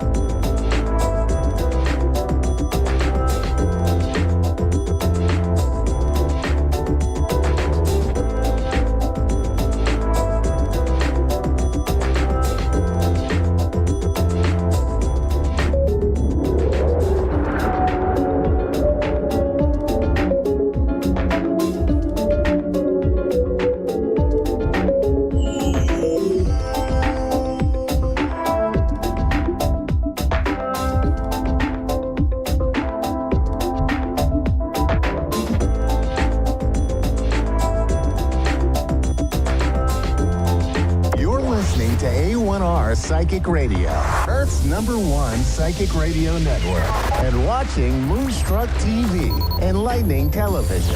Welcome. Time for the Hallie Elise Show with Hallie Elise. Hallie Elise. Live from HallieElise.com. Connect direct. In North America, dial 888-454-2751. In London, 20-3519-2158. In Sydney, dial 02-8488-3147. Or online, contact us through our Facebook page, facebook.com/psychic radio. Or one of our websites, askoneradio.com or moonstruck.tv. This is the Hallie Elise Show on A1R, the Ask One Radio Network. Good evening, everyone. As always, I am delighted and excited to be with you tonight. I belong to a group that does some speaking, does some writing, does some creating, does some teaching, And we always learn from each other. You ever notice that if you're in a group of people, that even if you have many things in common, that you often grow from the experience from being in the group? I find that when I am drawn to individuals, when I'm using that intuition in words, right, that the folks that come up are amazing. We have this little ditty that we do, which is we share thoughts and then we all comment on those thoughts, which works out very nice because we always incorporate it into social media as well. It's fascinating how when you have, again, a group working together, that magic happens. We each put a thought out there. We each comment, as I mentioned. And then all of a sudden, all sorts of other people are commenting. I find it fascinating that I've been doing the social media thing since it began. Now, I'll be honest, I am not one of those ones who says, oh my God, I got to be on there every second. I got to do it. It's more like, oh, better get on there and say hello, let people know I haven't forgotten them. But doing it this way with a group working together is phenomenal. I found that my viewership went up over 100%. I think it was like 123%, which I thought that was really interesting. When we were interacting with each other, it was primarily for us to grow as individuals within the group. It hadn't dawned on me the impact it would have with other people. So this is a cool idea. If you want to start something new for the new year, perhaps you want to focus on intuitive knowing, or you want to focus on things that help you manage stress. I know there's a myriad of groups out there on every social media platform. However, what if you began your own group with just a select group of people? You could always open it up later, but start out with just maybe 5, 6, 7 people with the same intention. Focus on that intention. And let's say what you're looking at is intuition. And perhaps you start with a question each day or a comment on your own intuition, and each of them does the same. I guarantee if you do that for a while, let's say a month, all of a sudden you're finding that not only is there likeness between all of you, you also are tapping into more of a broad spectrum view. It's really kind of lovely. Think in terms of if you study something and you're not really aware of what it is, but you study it with someone else, it seems to get easier. The idea of being in a group makes life in general easier. Unless, of course, it's a group you don't like, then, let's dismiss the whole idea. However, I think you understand where I'm coming from. Janice, how are you? I'm good. It's Janice with long A. I'm so sorry. I did that wrong. That's so okay. sorry. I'm one of those people who wants the name said properly, so forgive me, Janice. I like that. It's unusual. No worries. Do you have a specific question in mind? I'm sorry, say that again. I said thank you. You're very welcome. Did you have a specific question in mind this evening? I just wanted to know, if I have spirit guides, because I'm not sure if I do or not. Oh, but see, this is the magic of life itself. We all come into this world with spirit guides, with angels, with loved ones looking after us. It's not so much if we have them or not. It's more a matter of, are we interacting with them? Are we aware of their presence? And one of the easiest ways that I can help you reach out at least to one would be to take some time, sit quietly, do some slow breathing so you can really feel your body kind of melt into the moment, and focus on being in either a park or a wooded area, but somewhere that was kind of natural. And see yourself going down a trail or a path with the thought of at the end of the path or at the end of the trail, you're going to connect with your spirit guide, or maybe more than one, and kind of walk in your mind down that trail, thinking in terms of when you get to that end point, there will be some sort of seat. And that could show up like a bench. It could show up as a tree stump. It could show up as a pillow. Be open to whatever shows up. And then allow yourself to sit down knowing that you've invited that spirit guide in to meet you. Don't be surprised, though, if you don't see someone who you think is supposed to be in human form. You may find that a bird all of a sudden comes and sits next to you and just sits next to you and looks at you, and you're thinking, okay, this is not what I had in mind. Just allow, because oftentimes our loved ones, and I say loved ones, not necessarily people that passed over, but those that are loving us and supporting us, show up in ways that are unexpected. Another way that you can connect would be before you go to sleep at night, say to yourself, I'm open to connecting with my guides. I am open to hearing what my guides have to say. Or even I'm opening up to the wisdom of my guides. So this way, for instance, if you awake in the morning and you have a thought that is totally different than the way you think, you know positively that it is from one of your guides, or again, more than one, because we come into this world with a group of guides. It's, believe it or not just one. We have a soul group that we travel with. People that talk about reincarnation talk often about how we travel in groups. So for instance, your mom in this lifetime may have been an uncle in a previous lifetime, which is kind of a weird concept. However, if we think in terms of everything is energy and energy can change form, though it never dies, then it makes sense that if we are reincarnated, we are able to connect at a different level. What's really cool about this is if you choose to do a regression or a meditation that takes you into a deeper state, or if you will, a higher state of consciousness, you can connect with guides there as well. There are an abundance of ways that you can connect with them. It's interesting because as I'm speaking, as if there's one in particular that has a male energy and has the letter J attached to their name. Not getting a whole name. It almost sounds to me as if it's like a jinn or a gym. Like it's either JIN or JIM, but it's not just that. That would be the beginning of their name, but it feels like that would be the primary, the one who stands in front as far as your guides, who is closest to you on a regular basis.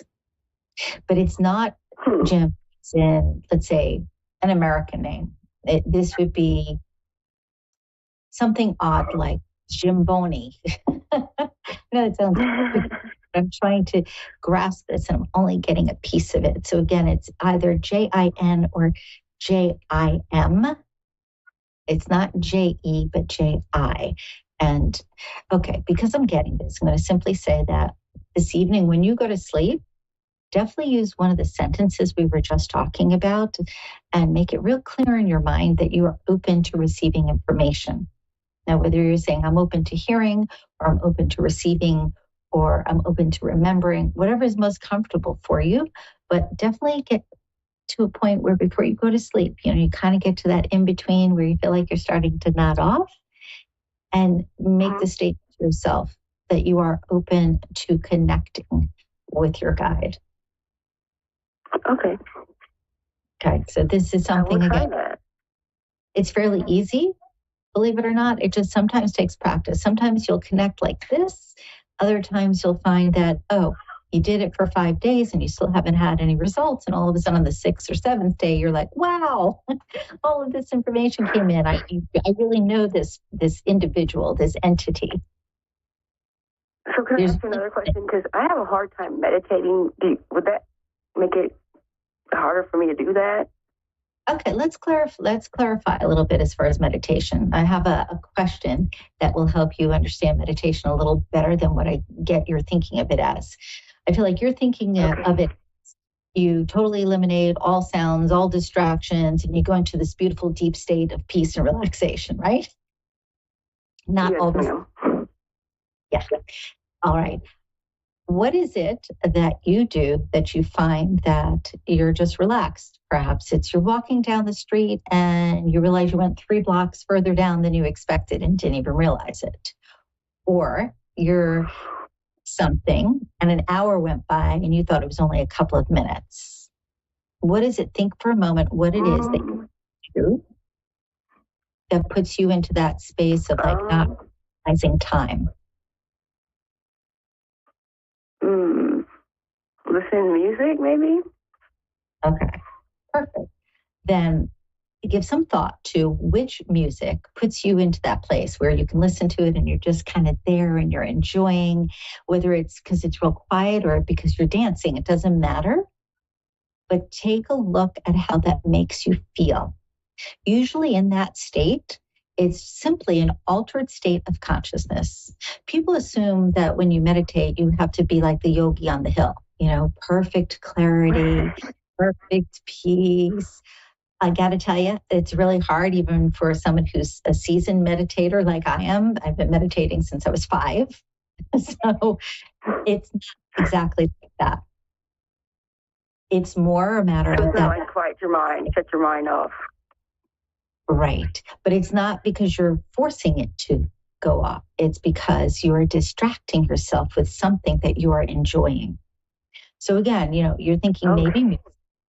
So give thought to that. But maybe when we get off the call, you take a moment and you just think about, what is it that I do that I completely forget about what time it is?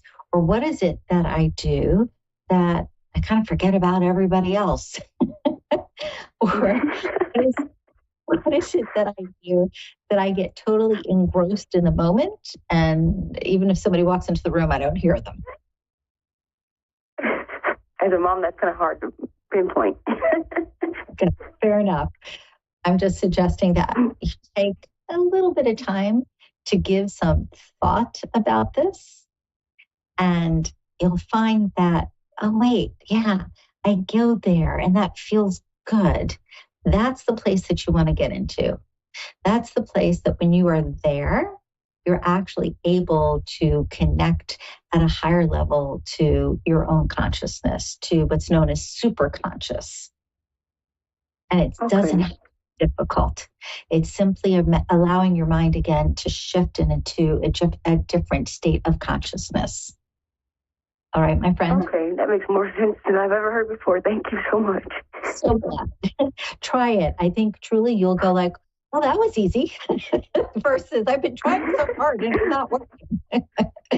Here's the fun thing.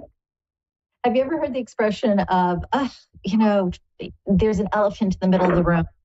Kind of like the idea that there's something sitting there that everybody's trying not to pay attention to. When you try not to pay attention to something, what do? You pay attention to it. So what I'm suggesting, you let all that go and instead just get into that altered state, and you will find that's when you can ask questions. That's when you can connect easiest. Okay. Thanks so much. Okay, I will try that. Okay, Janice, have a great evening and a wonderful and beautiful holiday season. Thank you, you too. Thanks for taking my call. My pleasure. All right, I know we have Jasmine on the line. Hopefully I said that correctly. Hi. Hi, how are you? Good evening. I'm doing well. How are you? Okay, there is a reverb here. Do you have more than one device on? No, I just have the one device that I'm using. Interesting. Do you have it on speaker? No, I do not. Okay. We just have an unusual connection. I hear you twice. So I guess that's an okay thing. Is there a particular area of focus that you had for this evening? Just to see about loved ones or guides or angels that are around me. I just want to know, do I have any of that and who are they? I have the people that have passed away. I would like to know if they're around me and who is it. Okay. It's interesting. This evening, this is the topic, and it was kind of the topic today in respect to tapping into the divine from some other folks I was talking with. So this is kind of cool. as I mentioned to the other gal, and this is very apropos for you as well, we always have loved ones, guides, angels around us. We're just not always aware of them. In respect to the difference, though, between a guide, an angel, and a loved one who's passed, there are differences. An angel is not necessarily, let's say, a great grandma who passed, who all of a sudden became an angel. Angel would be separate from a loved one who passed. A guide, though, may become, or I should say, a person may become a guide when they pass on, though guides do not necessarily have to incarnate as family members. So just so that you know that there's kind of a distinction there, that they're all good. They all have to do with helping us, loving us, protecting us, and literally guiding us. So when it comes to loved ones that have passed, it's interesting because I get two males that are around you. I feel that one is younger. I feel like they passed before their time. And then I get the other as normal age to go, several generations back, though. To me, this would be 3 generations back. So, for instance, it wouldn't be, let's say, a dad or even a grandpa. It could be a great grandpa or even a little further back. But it feels like it's a minimum of 3 generations back, male that is around you as far as family. And again, a younger person, I feel that passed, that is around you. An interesting thing here with the person that I get that's younger, or I should say passed too young, that's a better way to phrase this. They've traveled many lifetimes with you. There is definitely a heart connection there. This is somebody who has always been with you. I would say, I'm going to use the word always carefully here, because always not as in every single lifetime, but in many, many lifetimes. This to me would be what's considered some people refer to them as twin flames, as in your energy was split. So there's that light that comes from you that is actually in 2. Best way that I can express this. Not twin flame as in, oh my gosh, this is the love of my life, but more connected in the sense of your souls were together. And this individual still comes into each lifetime with you. So again, to answer this, and I'm sorry if I'm talking in circles here, I'm trying to grasp information. You have someone who passed older. And again, it would be at least a few generations back. And then you have someone who passed too young. And to me, too young would be anything under, we'll say, 40. I don't mean to be funny. People are living to be 100 years old. So if somebody passed at 40, that would be relatively young or even younger. For whatever reason, I feel like this individual passed perhaps either late teens or early 20s. I don't know if you know who that is off the top of your head. No, I'm unsure of any of both of those. Actually, I don't know. Okay. Just kind of keep it in the back I'm not of your head. familiar. I get the feeling that something will click here, because I keep getting a very strong presence with one who passed, who is younger. And I will say it may even be an individual who's connected to another family member. So it could be somebody who is, let's say, connected through your mom or through someone else in the family, but watches over you. And again, I get that soul connection there, that you've traveled together more than once. You definitely have a female that is around you. This to me feels like an aunt, possibly, I'm going to say like an aunt's, and I probably should say aunt instead of aunt, right? An aunt's, to me, older, even though I know some families have where kids can be nieces and aunts. This to me feels as if this was somebody who is, I'll say, an average age. See here for a minute. I get the letter M attached to her name. I'm not getting a full name though. I'm getting a letter M. But I get this individual around you all the time too, as far as loved ones. And again, kind of keep in mind that sometimes for me, there's a connected tissue to other family members that, if you will, spills over to us. So it doesn't necessarily have to be your immediate relative. It could be through one of your relatives. But remember the letter M, and feels like an aunt, so this could be a great aunt, or this could even be a cousin that it would be like an age group. As far as angels, there's one in particular that I feel like has helped you more than once when you've gone to trip. And I don't mean as in going on a trip, but going to, let's say, trip over a curb or trip over a stone or just trip not paying attention. I get that there's an angel around who kind of just loans a hand periodically. They pretty much let you do your own thing, but I get them around you.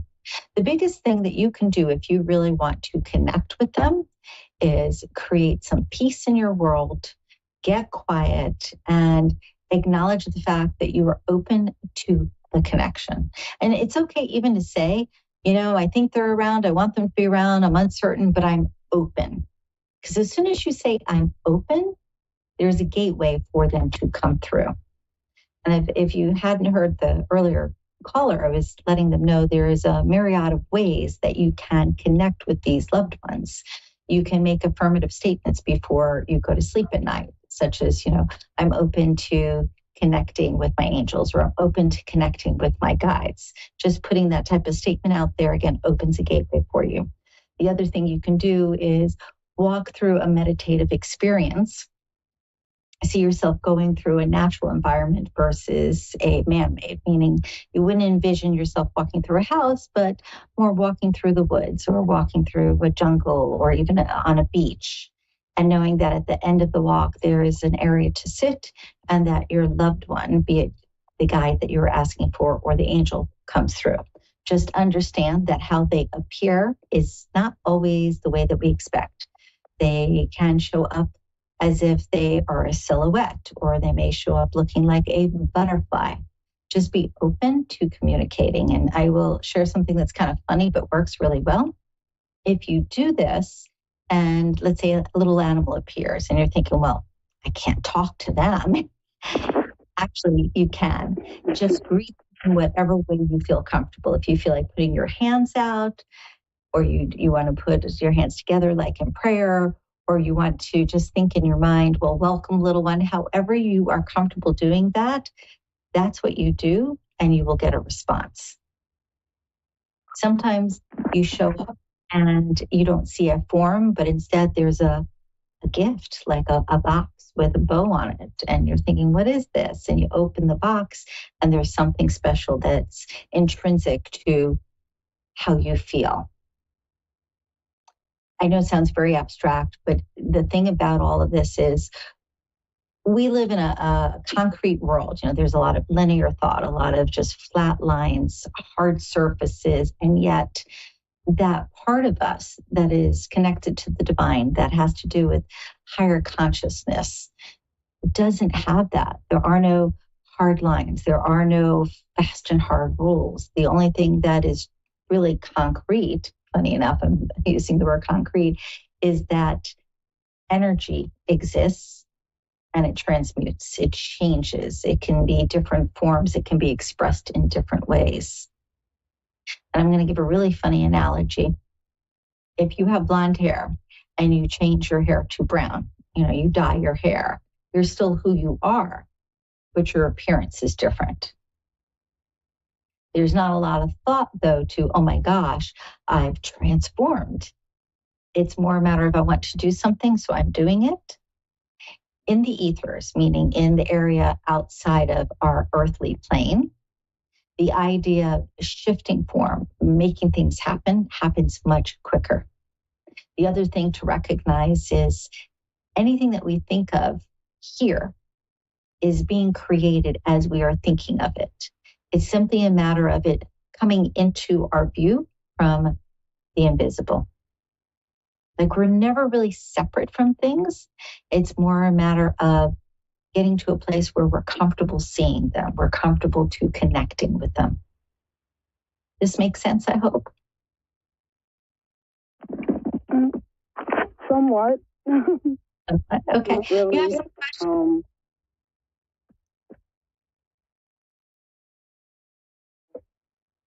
Did you have a question, honey, about something of what I said so I can clarify for you?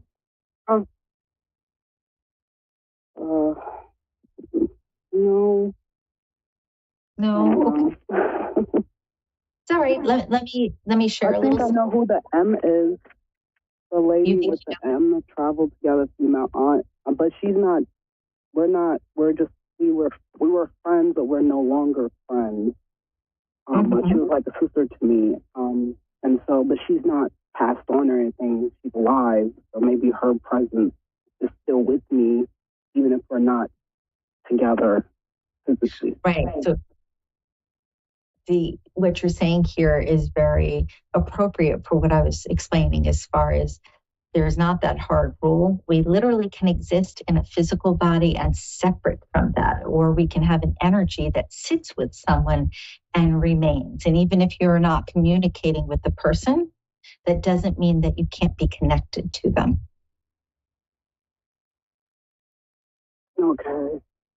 Okay. What I'd love to share. I'm sorry, say that again. That makes a lot of sense. Okay. What I'd love to share with you is play a little game with yourself. Take a piece of paper and on one side, write down all the things you're grateful for, whatever it is. I'm grateful that the sun came out today. I am grateful that I have food in my stomach, whatever it is. Write as many things as you can until you really feel that sense of gratitude inside of you. Then on the other side, write a question, something that you want to know about your guides or angels or loved ones. And then just sit for a moment, close your eyes, and allow the information to come to you. The loved one you want to connect with, when I say loved one, be it an angel, a guide, or someone who's passed, will relay the message to you. You will either get a sensation about it, or you will actually hear words, or all of a sudden you'll just start writing. But it's a fairly easy exercise that you can use to start getting connected and feeling really comfortable with that type of energy. Okay. Yeah, I can definitely try that. I love activities and doing things that can help me get more deep and transcend into that realm and connecting with guides and loved ones and angels. Perfect. And one of the easiest things that out of everything is going outside in nature. When we do that, we open ourselves up to all things. Thank you so much for calling. It was a pleasure talking with you, and I wish you a beautiful holiday season. Yes, thank you, Deb. I really appreciate your reading. You have a wonderful holiday season as well. Thank you, hon. Take good care. If you'd like to reach me for a personal session, feel free to call 561-755-2166 or check me out on social media. I'm all over the place. Or the website, AllieElise.com. Thanks so much. I'll see you next week.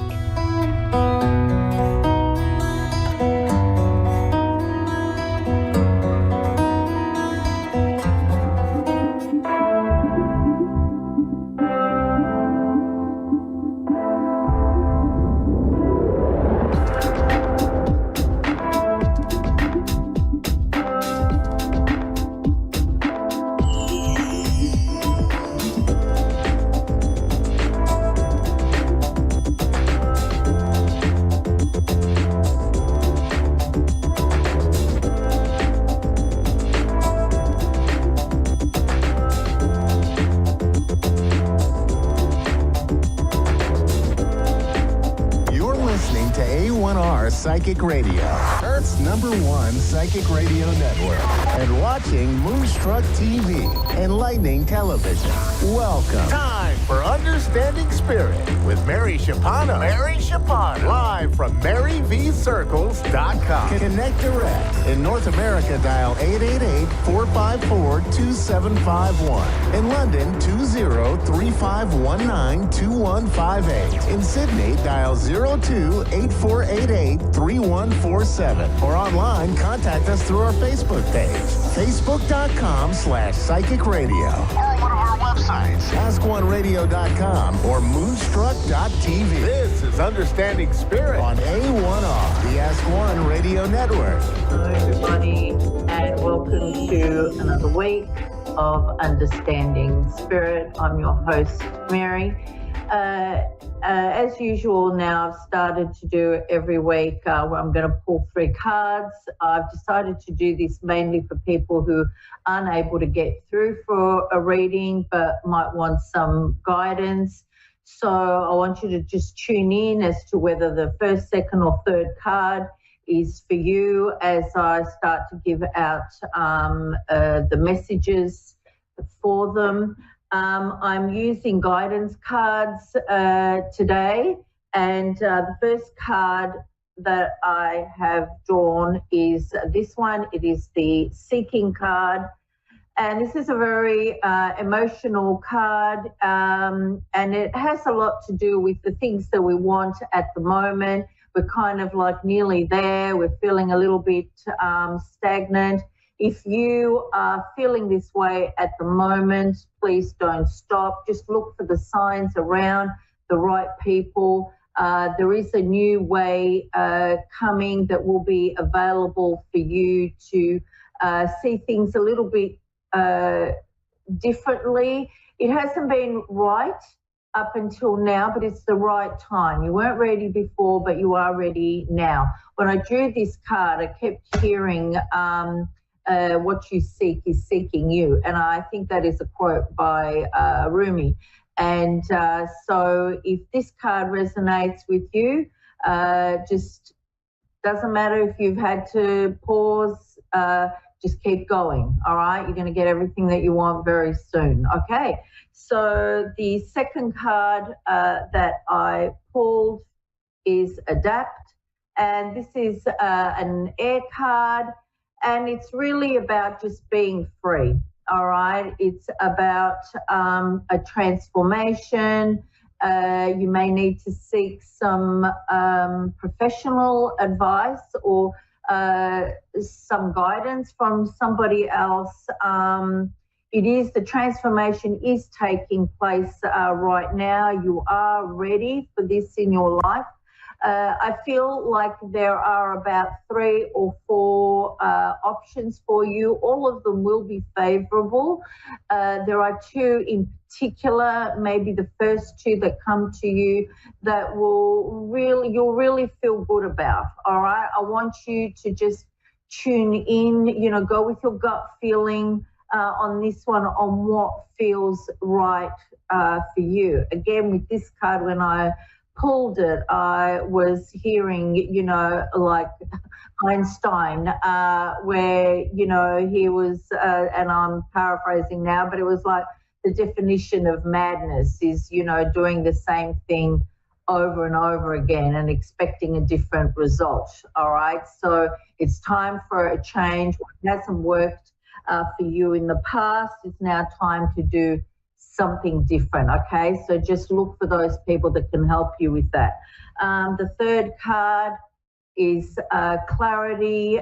This is really about getting out of your head, right? If you've been confused about a situation, a person, what to do regarding an event or something that you desire, you might have felt stuck maybe, or things have been hidden from you. Not everything has been revealed for you. If you've had any confusion in your life, any grief, any feelings of being out of control or lacking patience, now is the time where you will get some clarity on that to help you through to look at things in a more positive way. So some meditation might be helpful for you, and just really looking within and just listening to that little voice that guides us constantly.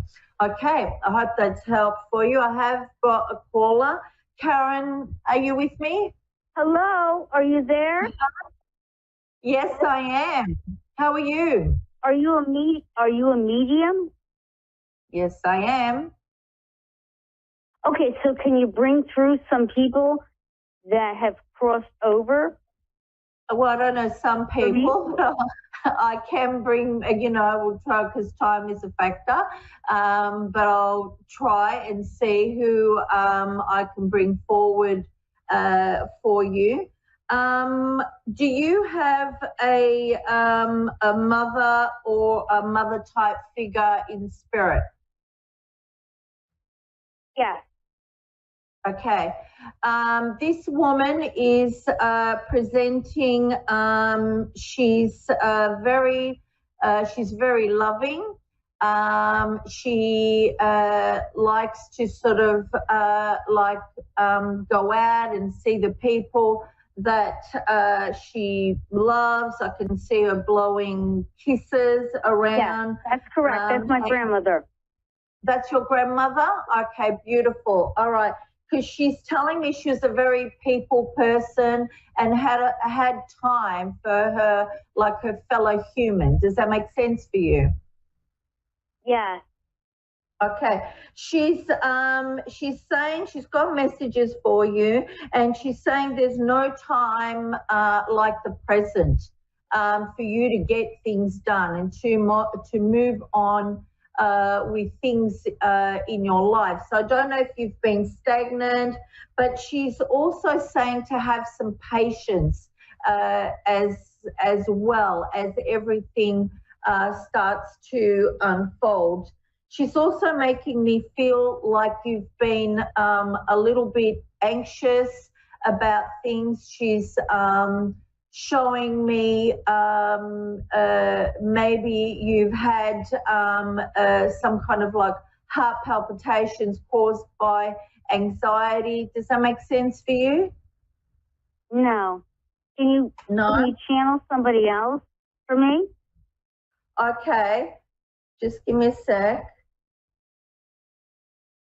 Is there anyone in particular you're after?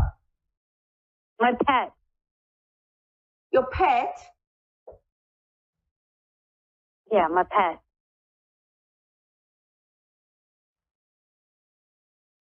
The only animal that I can see coming through is a dog. Did you have a dog? Many. Oh, you have many dogs. Yeah. Okay. This dog, he looks he looks like I don't know if he's like really skinny but not unhealthy. It's just the way the dog is. So I don't know if he's like, looks a bit like a Dalmatian, a bit like that, or a racing kind of dog. Did you have a dog like that? No. No, okay. It's the only dog that I'm seeing at the moment. How about my brother Dean? Can you tell me something about Dean, my brother? Your brother Dean. Okay, give me a sec.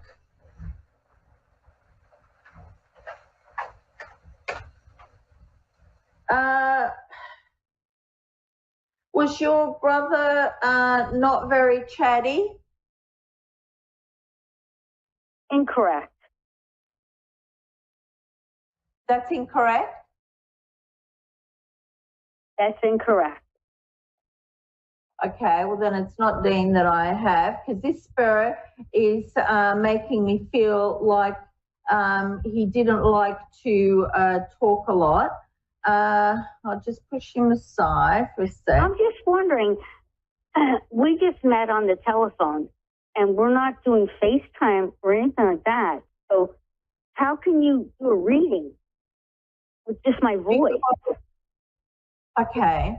Well, the way that mediumship works is that I ask for my guides to bring spirit across for you. So I have your name, right? And then I see the spirit have come forward, okay? So before I start doing a show, I ask for any spirits that are wanting to come forward. I don't know whether I'm going to get a caller that wants a psychic reading or a mediumship reading. So I just ask to see if there is any loved ones on the other side, that they can start presenting themselves, and then I see who comes forward. Just by my voice? Just by my voice, you can tell that? No, it's not by your voice. It doesn't have anything to do with your voice. What does it have to do with? It has to do with the medium channeling the spirits that are on the other side. So I ask for any spirits that have crossed over that want to step forward to give a message to come forward. Now, the spirit that came forward today for you was your grandmother. Now, not every spirit that we know will always come forward. I understand. So sometimes you might not get the one that you want. It will generally be the one that needs to give you that message on the day. Does that make sense? Why does the phone keep beeping? The phone keeps beeping and beeping. I don't know. I can't hear that from my end. So I don't know if it's something that is coming from your end. Do you have a question that I can help you with? Let's see. How did my parrot die? I'm wondering how my parrot died. How your parrot died?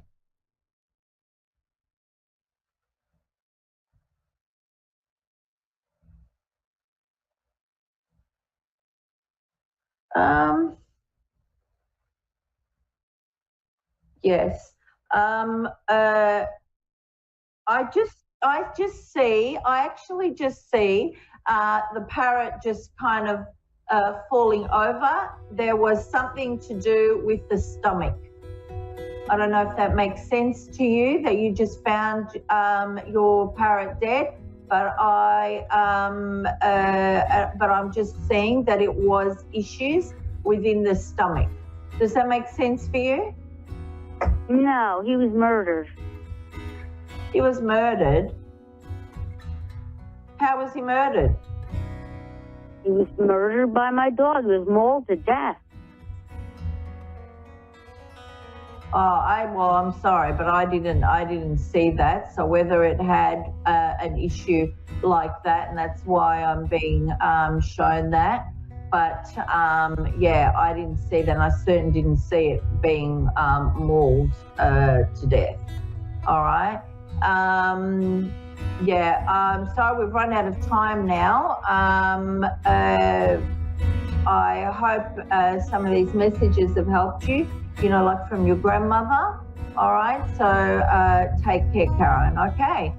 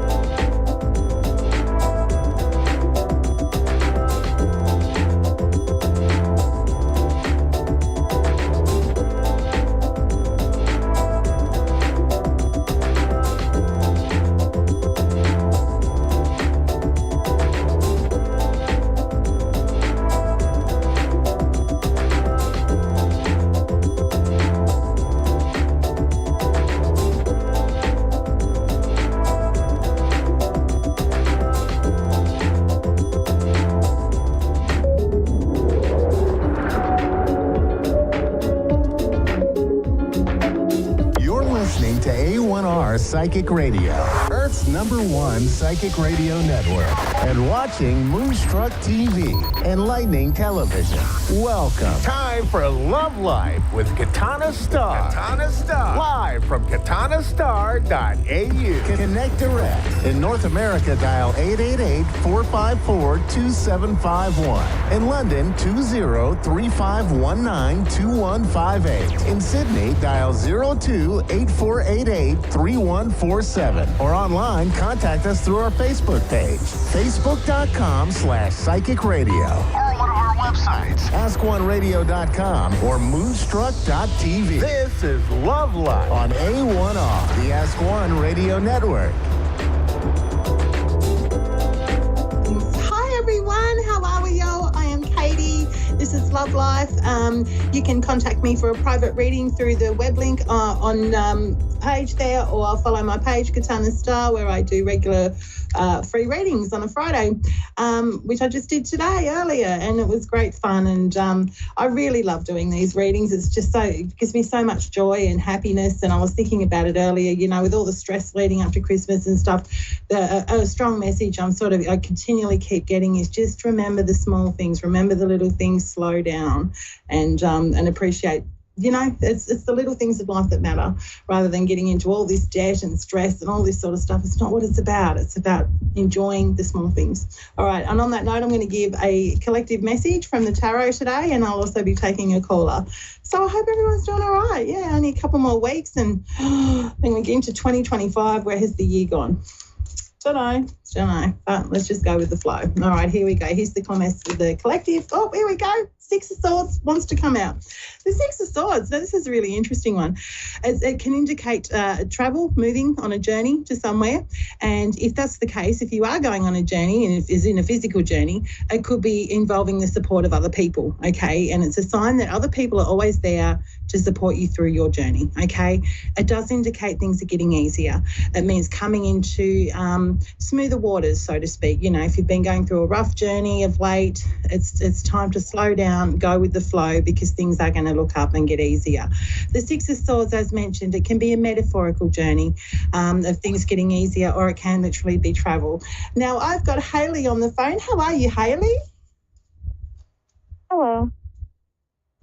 How you doing? I'm doing all right. How are you? I'm great. Going with the flow, so to speak. What can I do for you this evening, Hayley? Well, I kind of have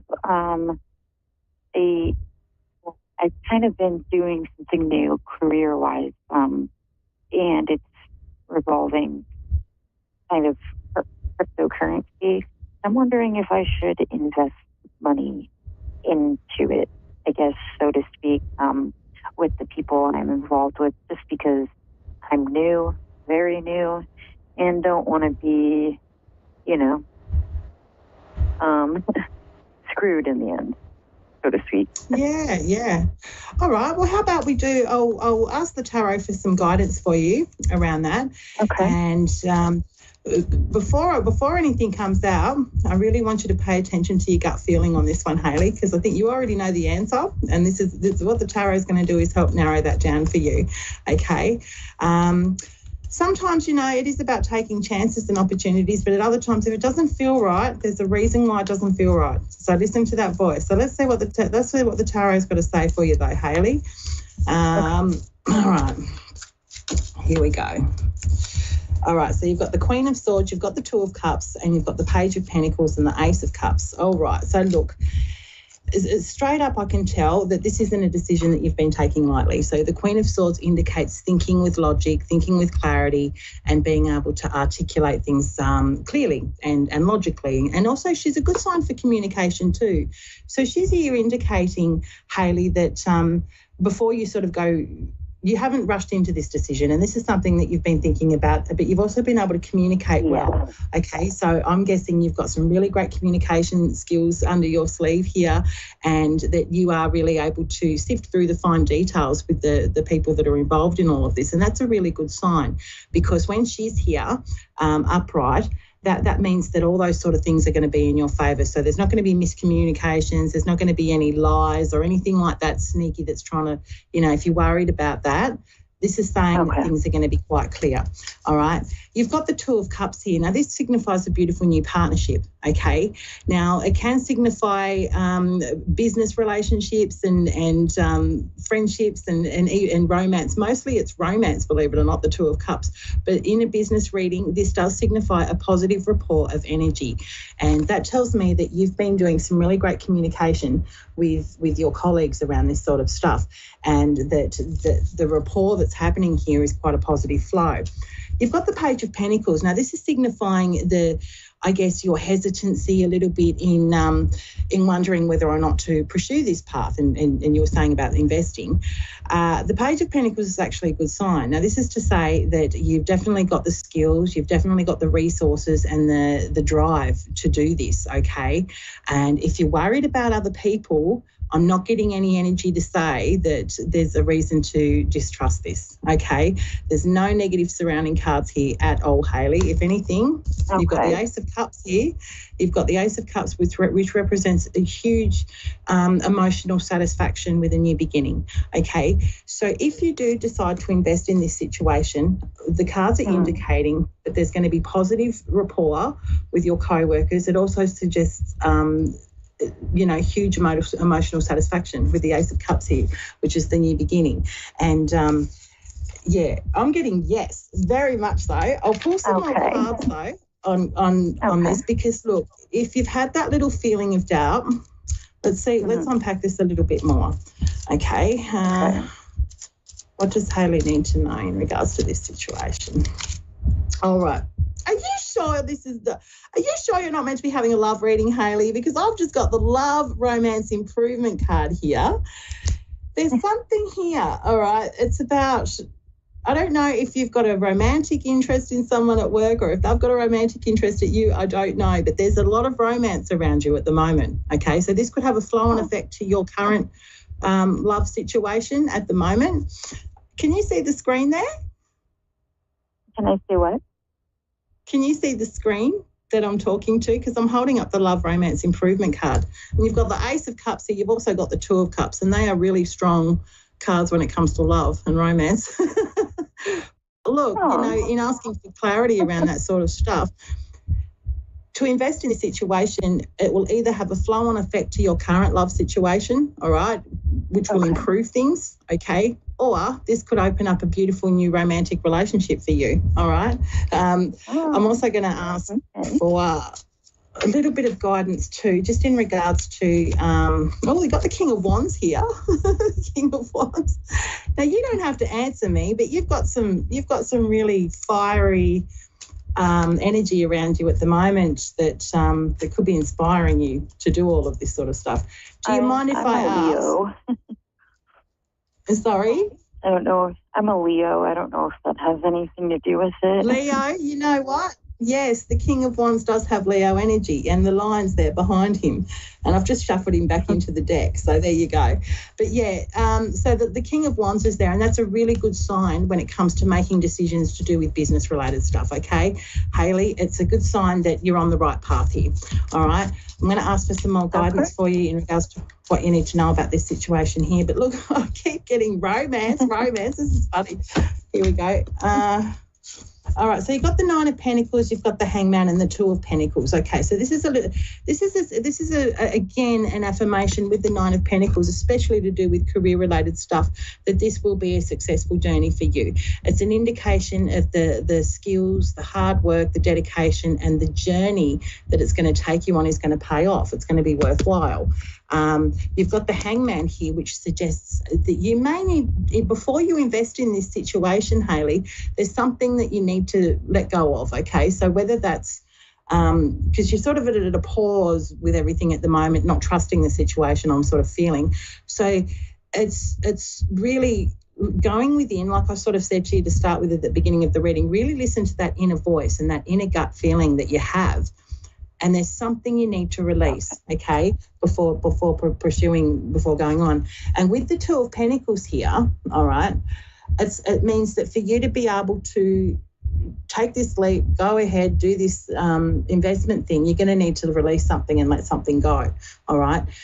Because, I mean, you can juggle along for so long with it and you know, you roll along to a certain point, but then at some point you'll drop one of the balls, and that's what the hangman's here to tell you to do. So it's asking you to make sure that, you know, everything's looking good as a green light to say, yes, this will be good, this will pay off for you, but you need to let something go first, okay?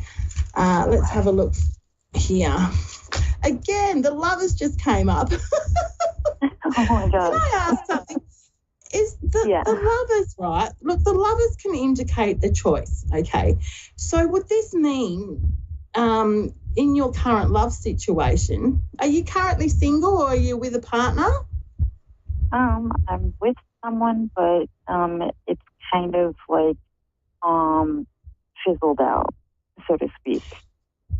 Right. So this whole decision, it's really coming back to the Lovers, okay? So something here to do with the partner in your life, or it could even be a new love that you could be meeting here. There's something there, and I think what the hangman's here is either asking you to let go of the current love that you've got, so you can really focus on your career move, or you're going to come to a choice, possibly between, you're probably going to meet somebody new here, because I'm really getting beautiful positive energy when it comes to relationships as well, not just about the career stuff, okay? And look, I'm going to ask for a bit more clarity on that, but you will be presented with a dilemma. They could even possibly want you back. Let's have a look here.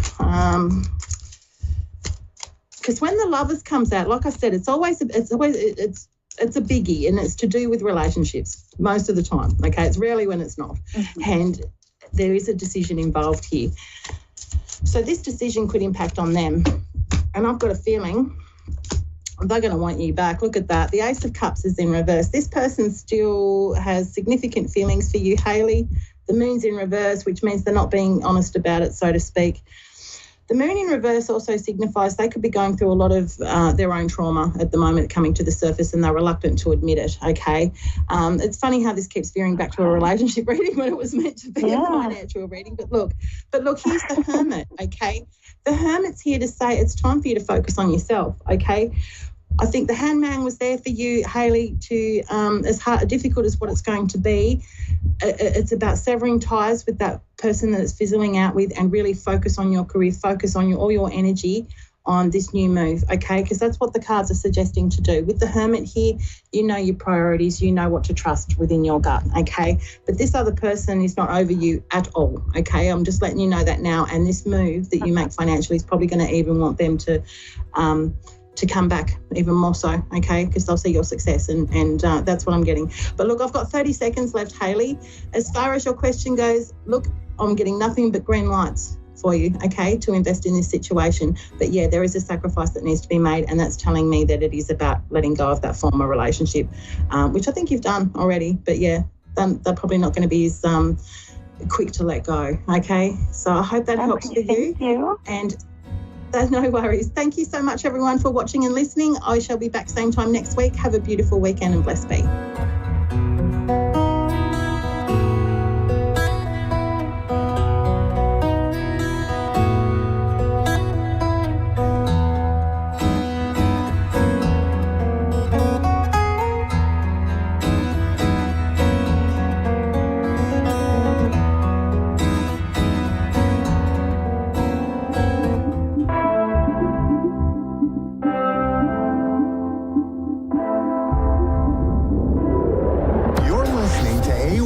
Psychic Radio, Earth's #1 psychic radio network, and watching Moonstruck TV, enlightening television. Welcome. Time for Soul Star Connections with Azrael. Live from Azrael.love. Connect direct. In North America, dial 888-454-2751. In London, 20-3519-2158. In Sydney, dial 02-8488-3147. Or online, contact us through our Facebook page, facebook.com/psychic radio. Or one of our websites, askoneradio.com or moonstruck.tv. This is Soul Star Connection on A1R, the Ask One Radio Network. Hello, everybody, and namaste. Welcome. I hope you are having a beautiful day wherever you're at. My name is Azriel, and I'm coming to you live from Nashville, Tennessee on a really beautiful and warm and cloudy day. But yeah, we had a week of a lot of cold last week, and the cold weather always sort of chills me to my core and allows a lot of stuff to move. And it really brings to mind, I think, which so many of us are going through at this time of year. I know it's a little bit different for those of you down in Australia. You're entering summer, but for us in the Northern Hemisphere, it's sort of this time, right, to go deep, to go inward, and to really see what's wanting to sort of arise. It's a time that on one level is filled with lots of joy and connection, or the potential for that, as we gather for the holidays. And on another level, it's a time where sometimes a lot of stuff can come up to be moved, to be processed and to be presenced. And so just letting you know that if you're noticing perhaps deeper awarenesses coming up at this time of year, you're noticing different feelings, whether it be melancholy or grief or anger and frustration, that this is really normal and that you're not alone, right? Sort of like we don't get that vitamin D, the sunshine as much, we don't get as much light, and we're really being asked, right, to slow down. And now for a lot of us, we don't slow down. But when we do make that choice, or even just give ourselves permission to go over the dark a little bit more, oftentimes it can bring up like the stuff we've been holding on to and processing for the last 6 months of sunshine and summer. And so really wanting to let you know that it's really normal to feel these waves and to go into more of a hibernation state, in a state where things can be processed and presenced a little bit. I'm trying to think where I really wanted to start today other than that. Let's start with a short meditation. Again, I know those of you that are driving, you're not going to be able to close your eyes, but just follow along with your mind and know that you'll be tuning in with us. And then for those of you that are able to at home, I'm going to invite you to soften and settle into the body. One of the biggest things, actually two of the biggest things we can do is, number one, come into a space where we're actually in our bodies. And I always try to remind myself and my clients of that. And then the second thing that we can do is really open us up to deeper connection to what is true. And that truth is not our stories. It's not like the play that we're living in, right? Whether it's easy or challenging right now, it's that connection to nature, and it's that connection to consciousness. And so even tapping into that for a few moments can really, really open things up for us, and be that beacon of light that brings us closer to home and to contentment and center and connection. So let's take a moment and close our eyes if we're able to. Maybe bringing our hands down to the tops of our thighs, palms down, okay? Giving space for grounding and also connection into that physical realm, this physical body. And maybe taking a big breath in. And opening your mouth, and what are you ready to let go of right now? Just sigh it out.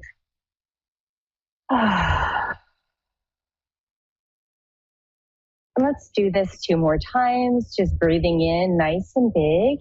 Maybe even imagining that we're breathing all the way in from our root chakra up into the crown. And then what are you ready to let go of? Just exhaling, sighing out.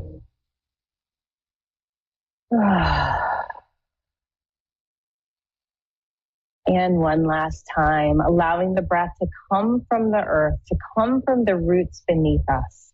Breathing all the way in this beautiful grounded energy. Holding the breath for a moment. And then giving yourself permission to just let go.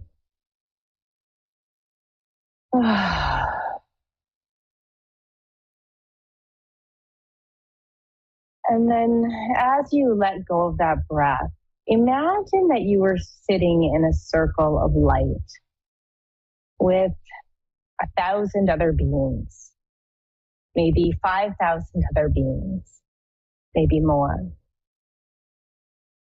And in this circle, and in the center of the circle of light, it is the most beautiful, beautiful, beautiful crystal that you could imagine. Shining and glowing bright. This amazing color of light. It might be white. It might be rose. It might be a different color that I haven't even mentioned. And notice that this crystal is moving in a circular direction in the center of the circle. And feel it pulsating with beauty and power and light, grounded expansion. And then take your palms and turn your palms so that they're facing upward. And imagine in your palms that there was the same color of light that this crystal was exuding, that it was connected. And then notice in your body, or notice in your energy field, in your emotional field, where you might be needing some healing right now, some balancing. And again, notice you're not the only one here. There's many other people in this circle with their own color and their own light connected to their own crystal. And yet that crystal is white, right in the center for us all. We're going to take 3 breaths now. And as you breathe in through the hands, breathe in the light of this crystal. Breathe in the light of this color. And breathe it in through the cells, and the meridians, and the energy and the space of your body. And allow that energy to flow and to shine through all your cells. As you exhale, just let the light expand through you. We're going to do this 2 more times. Maybe noticing if there's areas of tenderness or of stickiness, and really allowing this colored light to flow there. And notice how things are changing within. 1 more breath.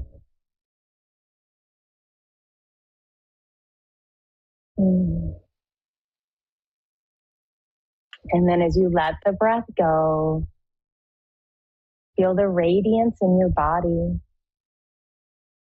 Feel the grounded joy and expansion. And take your left hand and just hold it out to your left. And take your right hand and hold it out to your right, palm down of the right hand. Okay. And imagine that you were connected in the circle with another beautiful, bright being next to you. Your right hand shining energy down, and your left hand receiving energy through this circle. And let's just take 1 more big breath of universal love.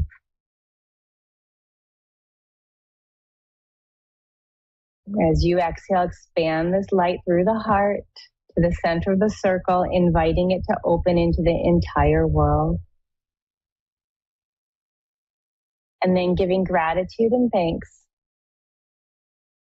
to this life, to all the beings meditating with us today, and to this beautiful moment. Feel free to open your eyes, to bring your hands back to your lap, and just take a few moments and allow yourself to be.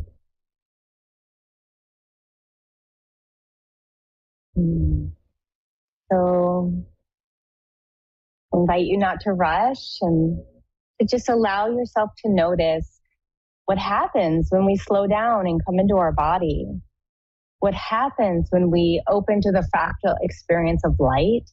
And what happens when we open into greater and more expanded collective consciousness? It's that simple. Okay. Every month I offer a journey. The next one is January 8th at Wednesday at 4 p.m. Central Standard Time. And it's free for those of you who haven't joined before. And it's called The Gathering of Light. And we open into all these powerful things. So feel free to come next time.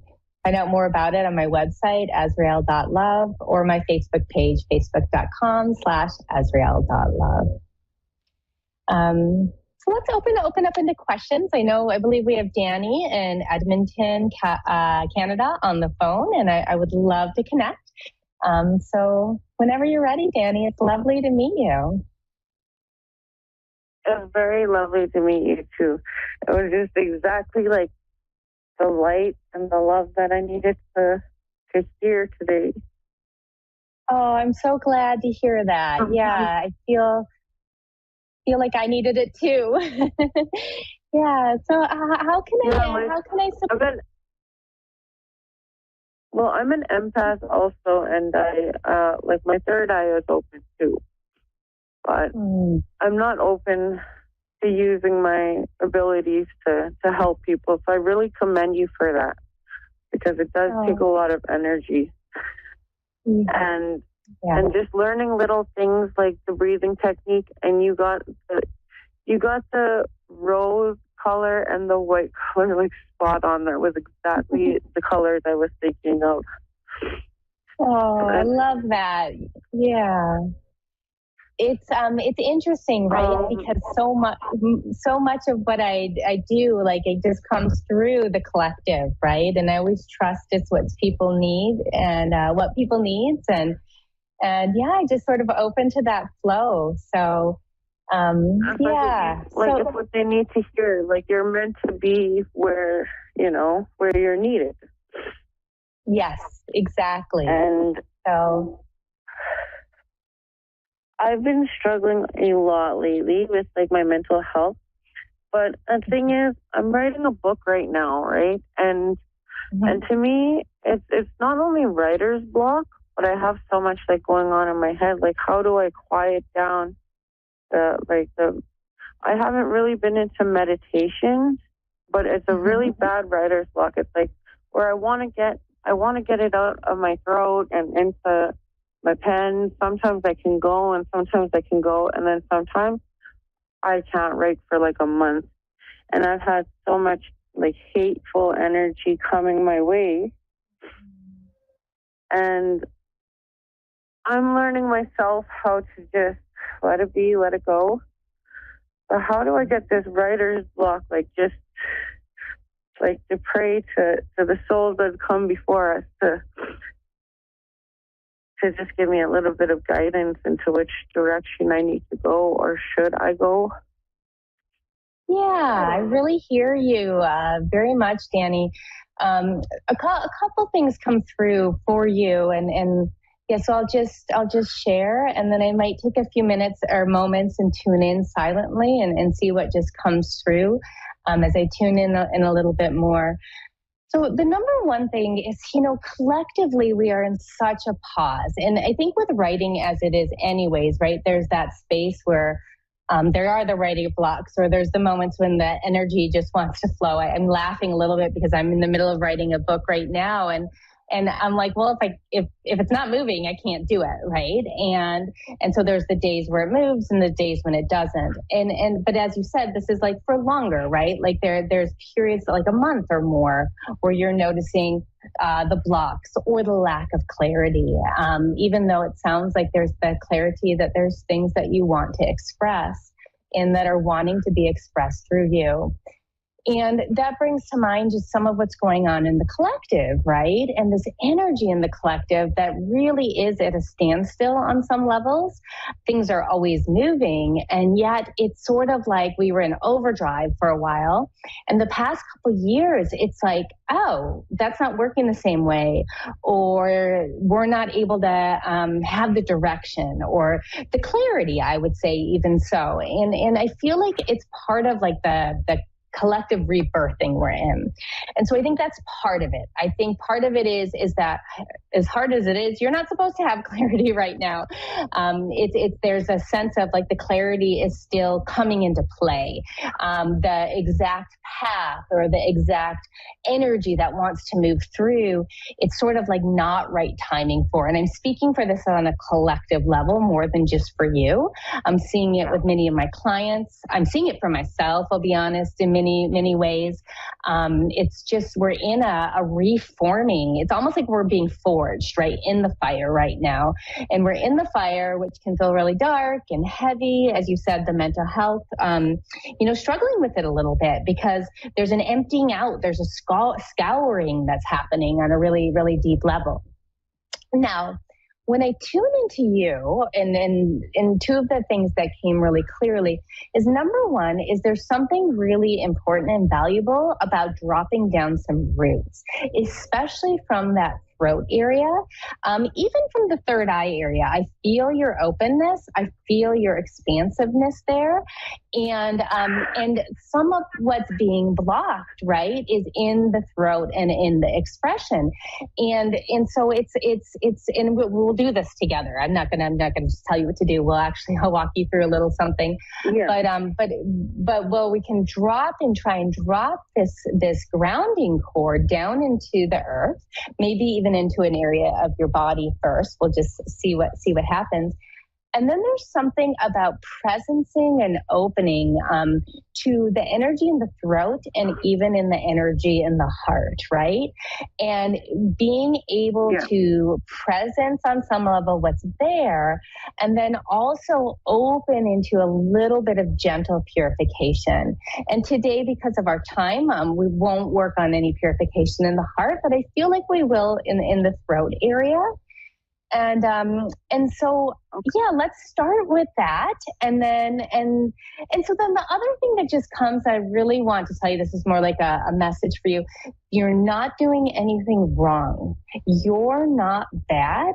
And it's not you who's holding things up. It's not like you're being lazy and you're not being, because that's how the mindset we can get in, right? I should be doing this better. I should be doing more.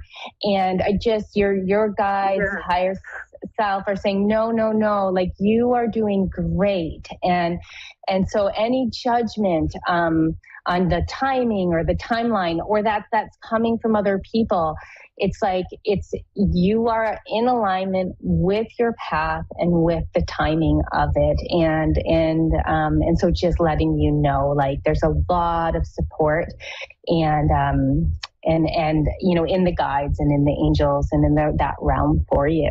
So, okay. Yeah, that's awesome. I was told rose quartz for the throat chakra. Is that correct? You were told what? I'm not new to it, but rose quartz with, like, I'm not really into the crystal thing either. Right now, I'm just doing prayers to my guides and my ancestors and stuff, and I don't know, something's got to give, and I'm at this point now in my life where it's either going to change for the better or it's going to get worse, and I'm sick of the mundane life to life, not enjoying it anymore.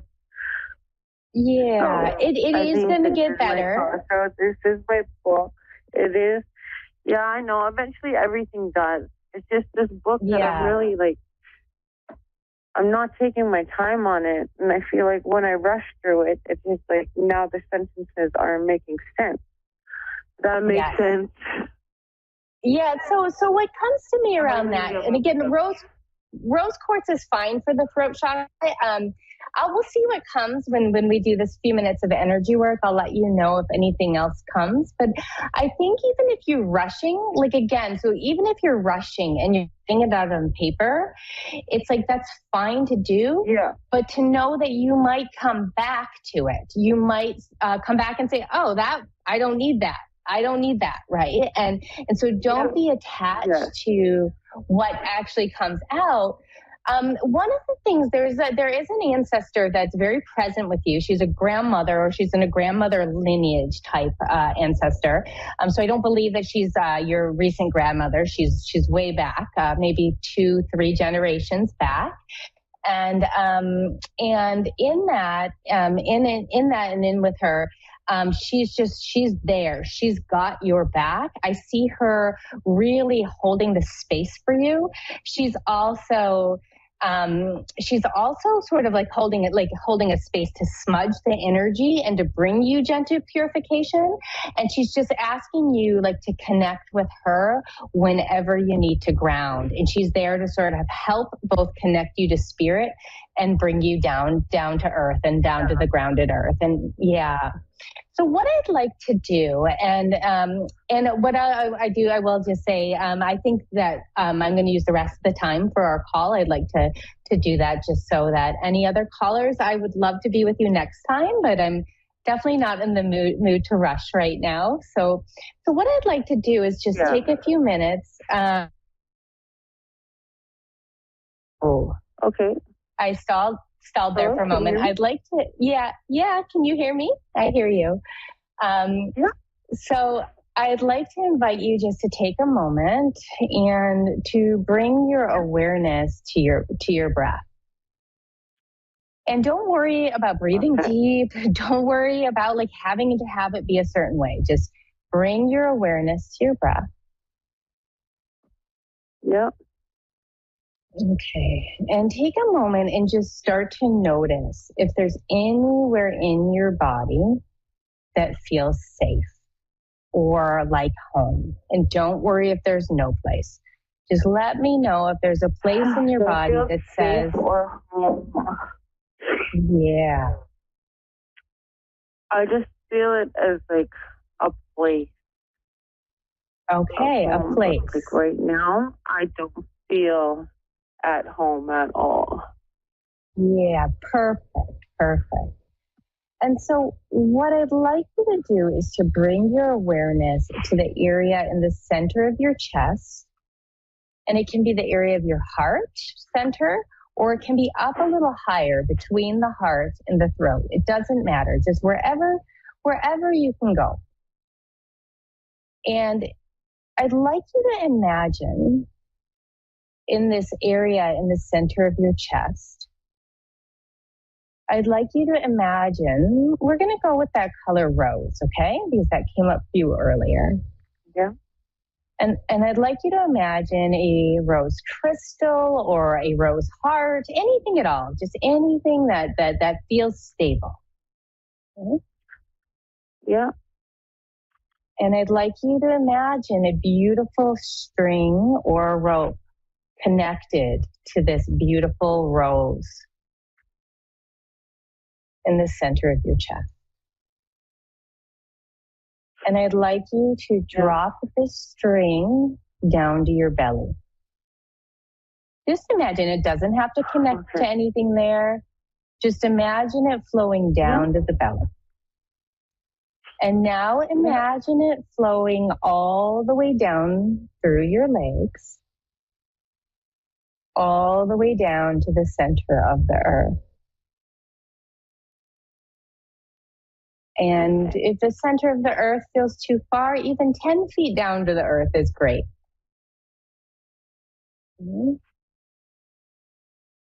Now I'd like you to breathe up this string that's down in the earth. Maybe you could tie it to a tree root down there. The string I'd like from you, my heart to a tree root. Yeah. Yep. And just to ground myself better. Yeah, just to ground yourself better. And don't worry if you don't feel more grounded yet. Now I'd like you to breathe up this string into your heart. 3 breaths.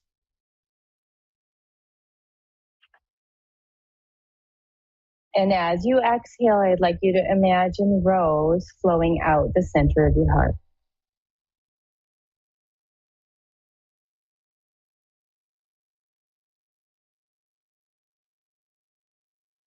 And this might sound weird, but I'd like you to call in on the energy of deer, like a deer, like a elk. I get deer more than elk, but like a deer. Breathing in the gentleness of the deer. Breathing in of a gentle. Yeah, I know it sounds a little weird, but there's deer energy around you. No, it's okay. And then breathing that pink energy out through your heart.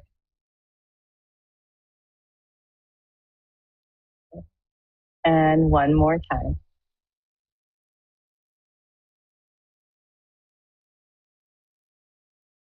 And then I'd like you to chills on my maternal side.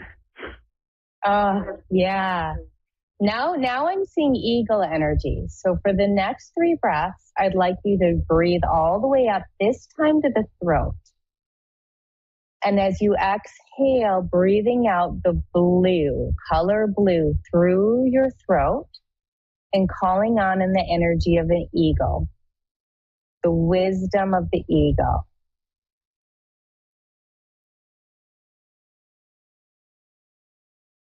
And 3 times. Yeah. And blue, if you can imagine blue moving through your throat.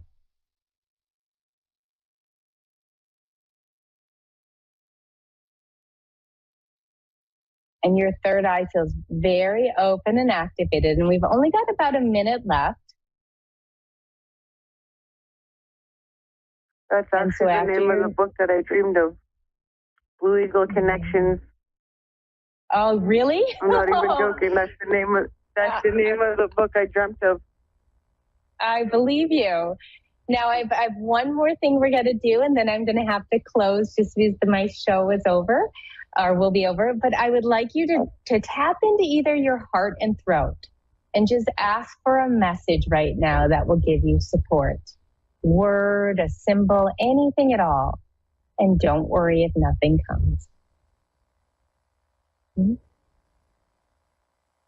Like I said, I'm getting chills on my left side of my body, just the left side.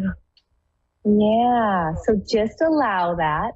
What I would recommend is I would invite you to do these 3 breaths, to imagine dropping a cord down once a day, and then 3 breaths into the heart with the energy of the deer, and then 3 breaths into the throat, breathing out through the throat with the energy of an eagle. And blue, pink and blue. And if any questions come, just feel free to find me on my Facebook page. It's facebook.com/Azriel.love. It's beautiful to connect with you, Danny. It feels like it was really meant to be. And I'm sending you so much love. I do have to say goodbye now. I want to thank you, and I want to thank everybody for listening. So powerful to share. And remember, we're not alone. We're all in this together, and we're all moving through this huge transformation. And it's not always easy. So sending you so much love, and wishing you the most beautiful day. Namaste.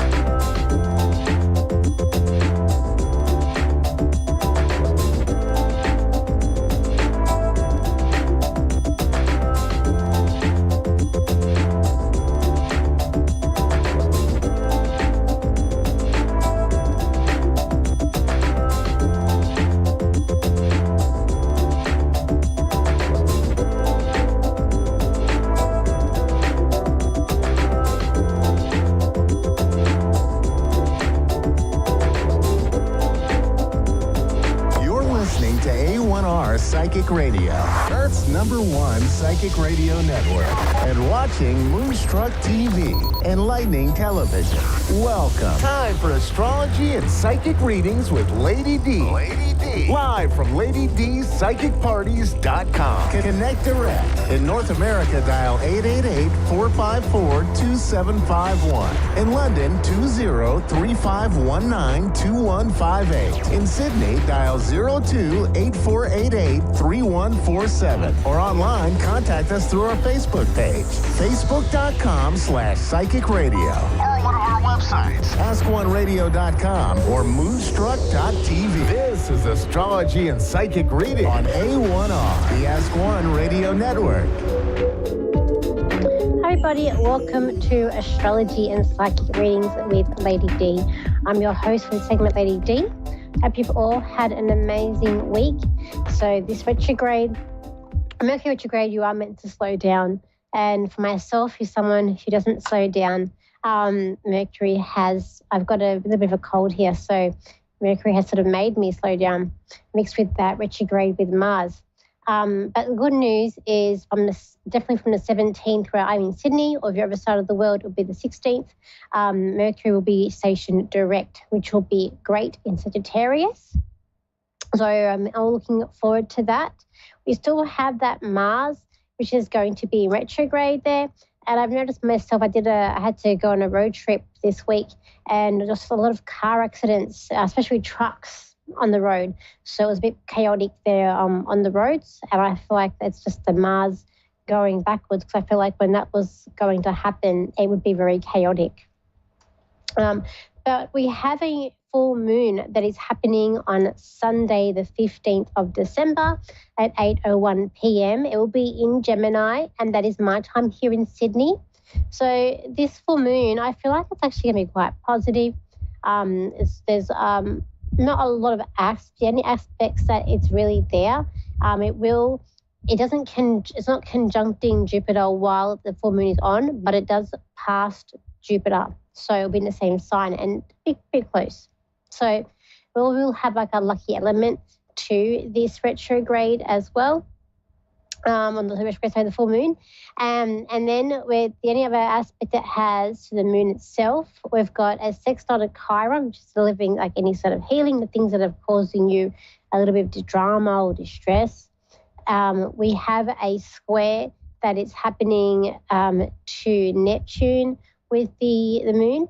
So with that could bring about either you're not feeling emotional, could be like dissolving sort of emotions could be coming up, or it could be a lot of delusion that comes up in two. But it could be, it's a square, so they won't maybe not work in harmony with each other, the moon, Neptune with that aspect. But we've got a lot of other positive aspects during this full moon. We've got a sextile with Mercury and Venus. We do have that square still with Mercury and Saturn. We've got also this week on the 19th is when that sextile to Mercury and Venus will end. And that is helping us with communication to do with like relationships and also finances. Then we've also got a try this week from Mercury and Mars coming in. And there's also still got the aspect of Venus opposing Pluto still just for this weekend. That will finish up on the weekend. We've got that the Mercury square Saturn, that is causing a bit of havoc with communication, miscommunication, not going correctly, or not hearing what you want to hear, perhaps in certain things. We've got Venus try Jupiter, which is coming up, which is good for relationships again and being social and finances.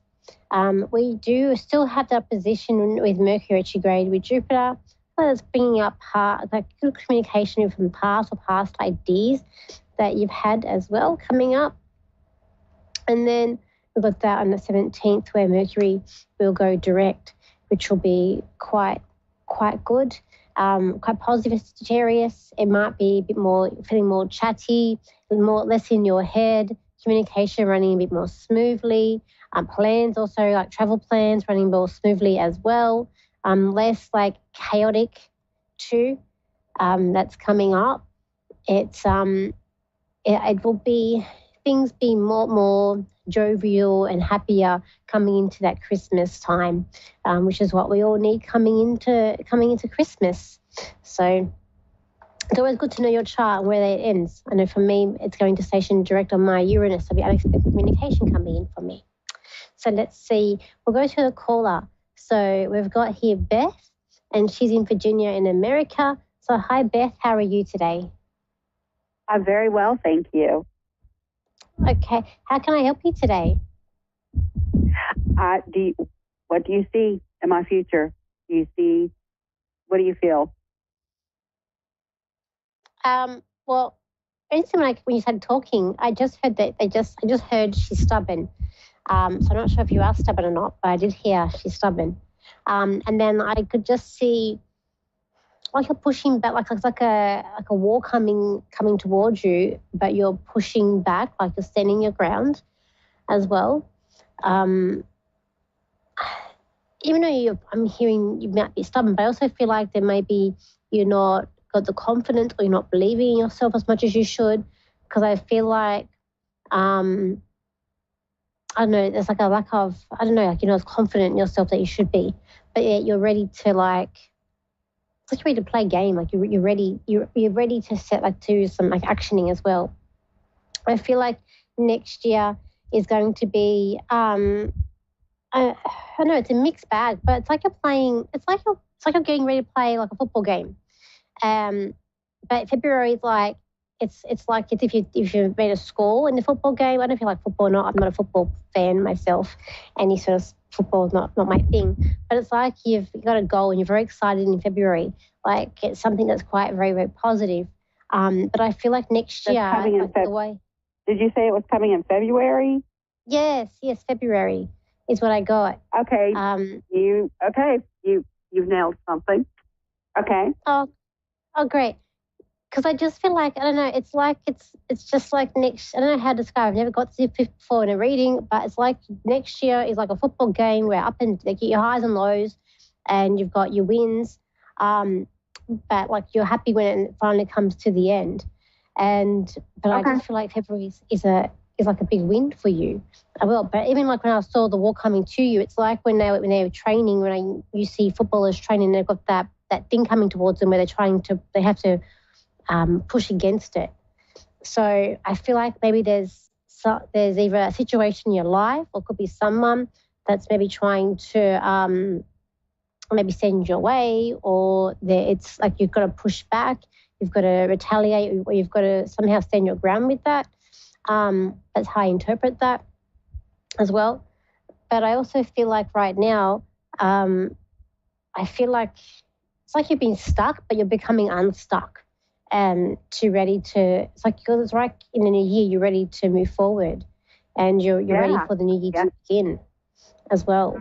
What do you see as far as business? Do you see anything? I just feel like the job's a bit tricky.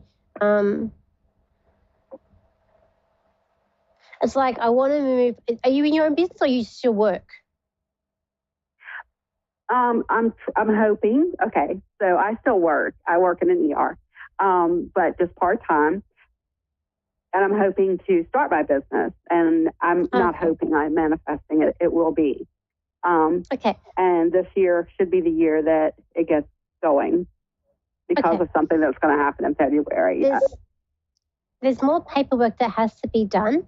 I feel like there's there's more paperwork that needs to be done with this. I don't know if this is the job or the business you want to do, but it was like, because when I asked you, because it was like you're here, but you want to be over there. And I feel like your job, it's just going to be tricky because I feel like there's going to be a time where you're juggling both jobs, where you're going to be doing your business, but perhaps you might have to do some hours or still keep the other job on there for a little while, because I feel like it's going to be a little bit tricky in juggling. I feel like the business you're doing is completely different to your job, but you want to make people happy as well, and you want to help them. It's like you want to help them on block or help them on their path. That's happening with you too. And I feel like, I don't know if it's also at the work, but you're getting there's a lot of negative. And I feel like I feel like there's people that are a bit crazy, or there's people there that they're a little bit like, you know what you want to do and you know what you're going to be and where you're heading, but these people around you that are being negative, they don't have a clear vision like you do. So, but I also feel like maybe they're maybe a little bit special. We say they're saying in Sydney can be a bit special. So maybe they've got some issues going on themselves, and their fears reflecting onto your fears, or the people are just negative that are happening around you. But I feel like it's not. Not listening. You're very good. Yeah, I have a place in my one of my family members that I wanted to make a purpose for as he got out of the Marine Corps. Very negative, yes. We're working on that. I think he's coming around now, but his energy has been most negative in every aspect of negative. I'm hoping that he starts to grow now and be part of this business. Don't forget, it's also their path as well. We run into the people that can be quite negative and disheartening, but it's also part of their path in this lifetime too. So it's their journey. But I feel like I feel like there is success with this business. I do feel like you are going to be, there's exciting times ahead for you, but it's just going to be hard juggling everything. It's like trying to juggle little oranges here. So it just might be a little bit. I can do it. I can do that. A little bit hard. Did you have a dog that I feel like it's maybe passed over, but this dog had like a good nose and a good like sense of direction, or I feel like it had like really strong senses? Did I have a what? A dog. A dog. My grandchild did. Bali. Does the dog have like? Because could be my grand dog. As well. It's my grand dog. Oh. Sorry, my grand dog Bali passed over. Okay, great. Because I did feel it was passed over, but the dog has a good eye of like direction or like a sense of smell. Like it's just got a really good sense of like sniffing and getting like direction here. Like if I took it, I don't know, if I took it to find something, I just felt like this dog would be able to find it. If I showed it the smell, whatever it would be, and then you could find it out. Just felt like this dog was very smart in terms of that. So that's what the dog is showing me. The dog showed me that also you were very, very kind, and the dog's also showing me that it was very, very loyal and doesn't. I even know it's your granddaughter's granddaughter's dog. The dog is staying next to you, so it's very loyal to you. This dog. The dog likes my granddaughter, and it likes your energy as well. You lift up that dog's energy too, as well. Very good. Very good. Thank you. So I hope I've helped you for today, and thank you for calling in. Thank you. You have a wonderful evening. That's okay. Thank you. So remember, guys, retrogrades, we are meant to slow down. Someone like me who doesn't like to slow down gets sort of forced, and I still try and carry on. But anyways, next week, if I don't see you, have a Merry Christmas. I've got my Christmas party on next week, so I'm not too sure if I will make the broadcast. But if I don't see you, I wish you a Merry Christmas, a bit of an early Merry Christmas. And I will see you, though, on the broadcast after that. And I hope everyone has a fantastic week ahead. And just remember to relax, chill with these crazy times ahead that we've got with these retrogrades coming up at least. Okay, bye for now.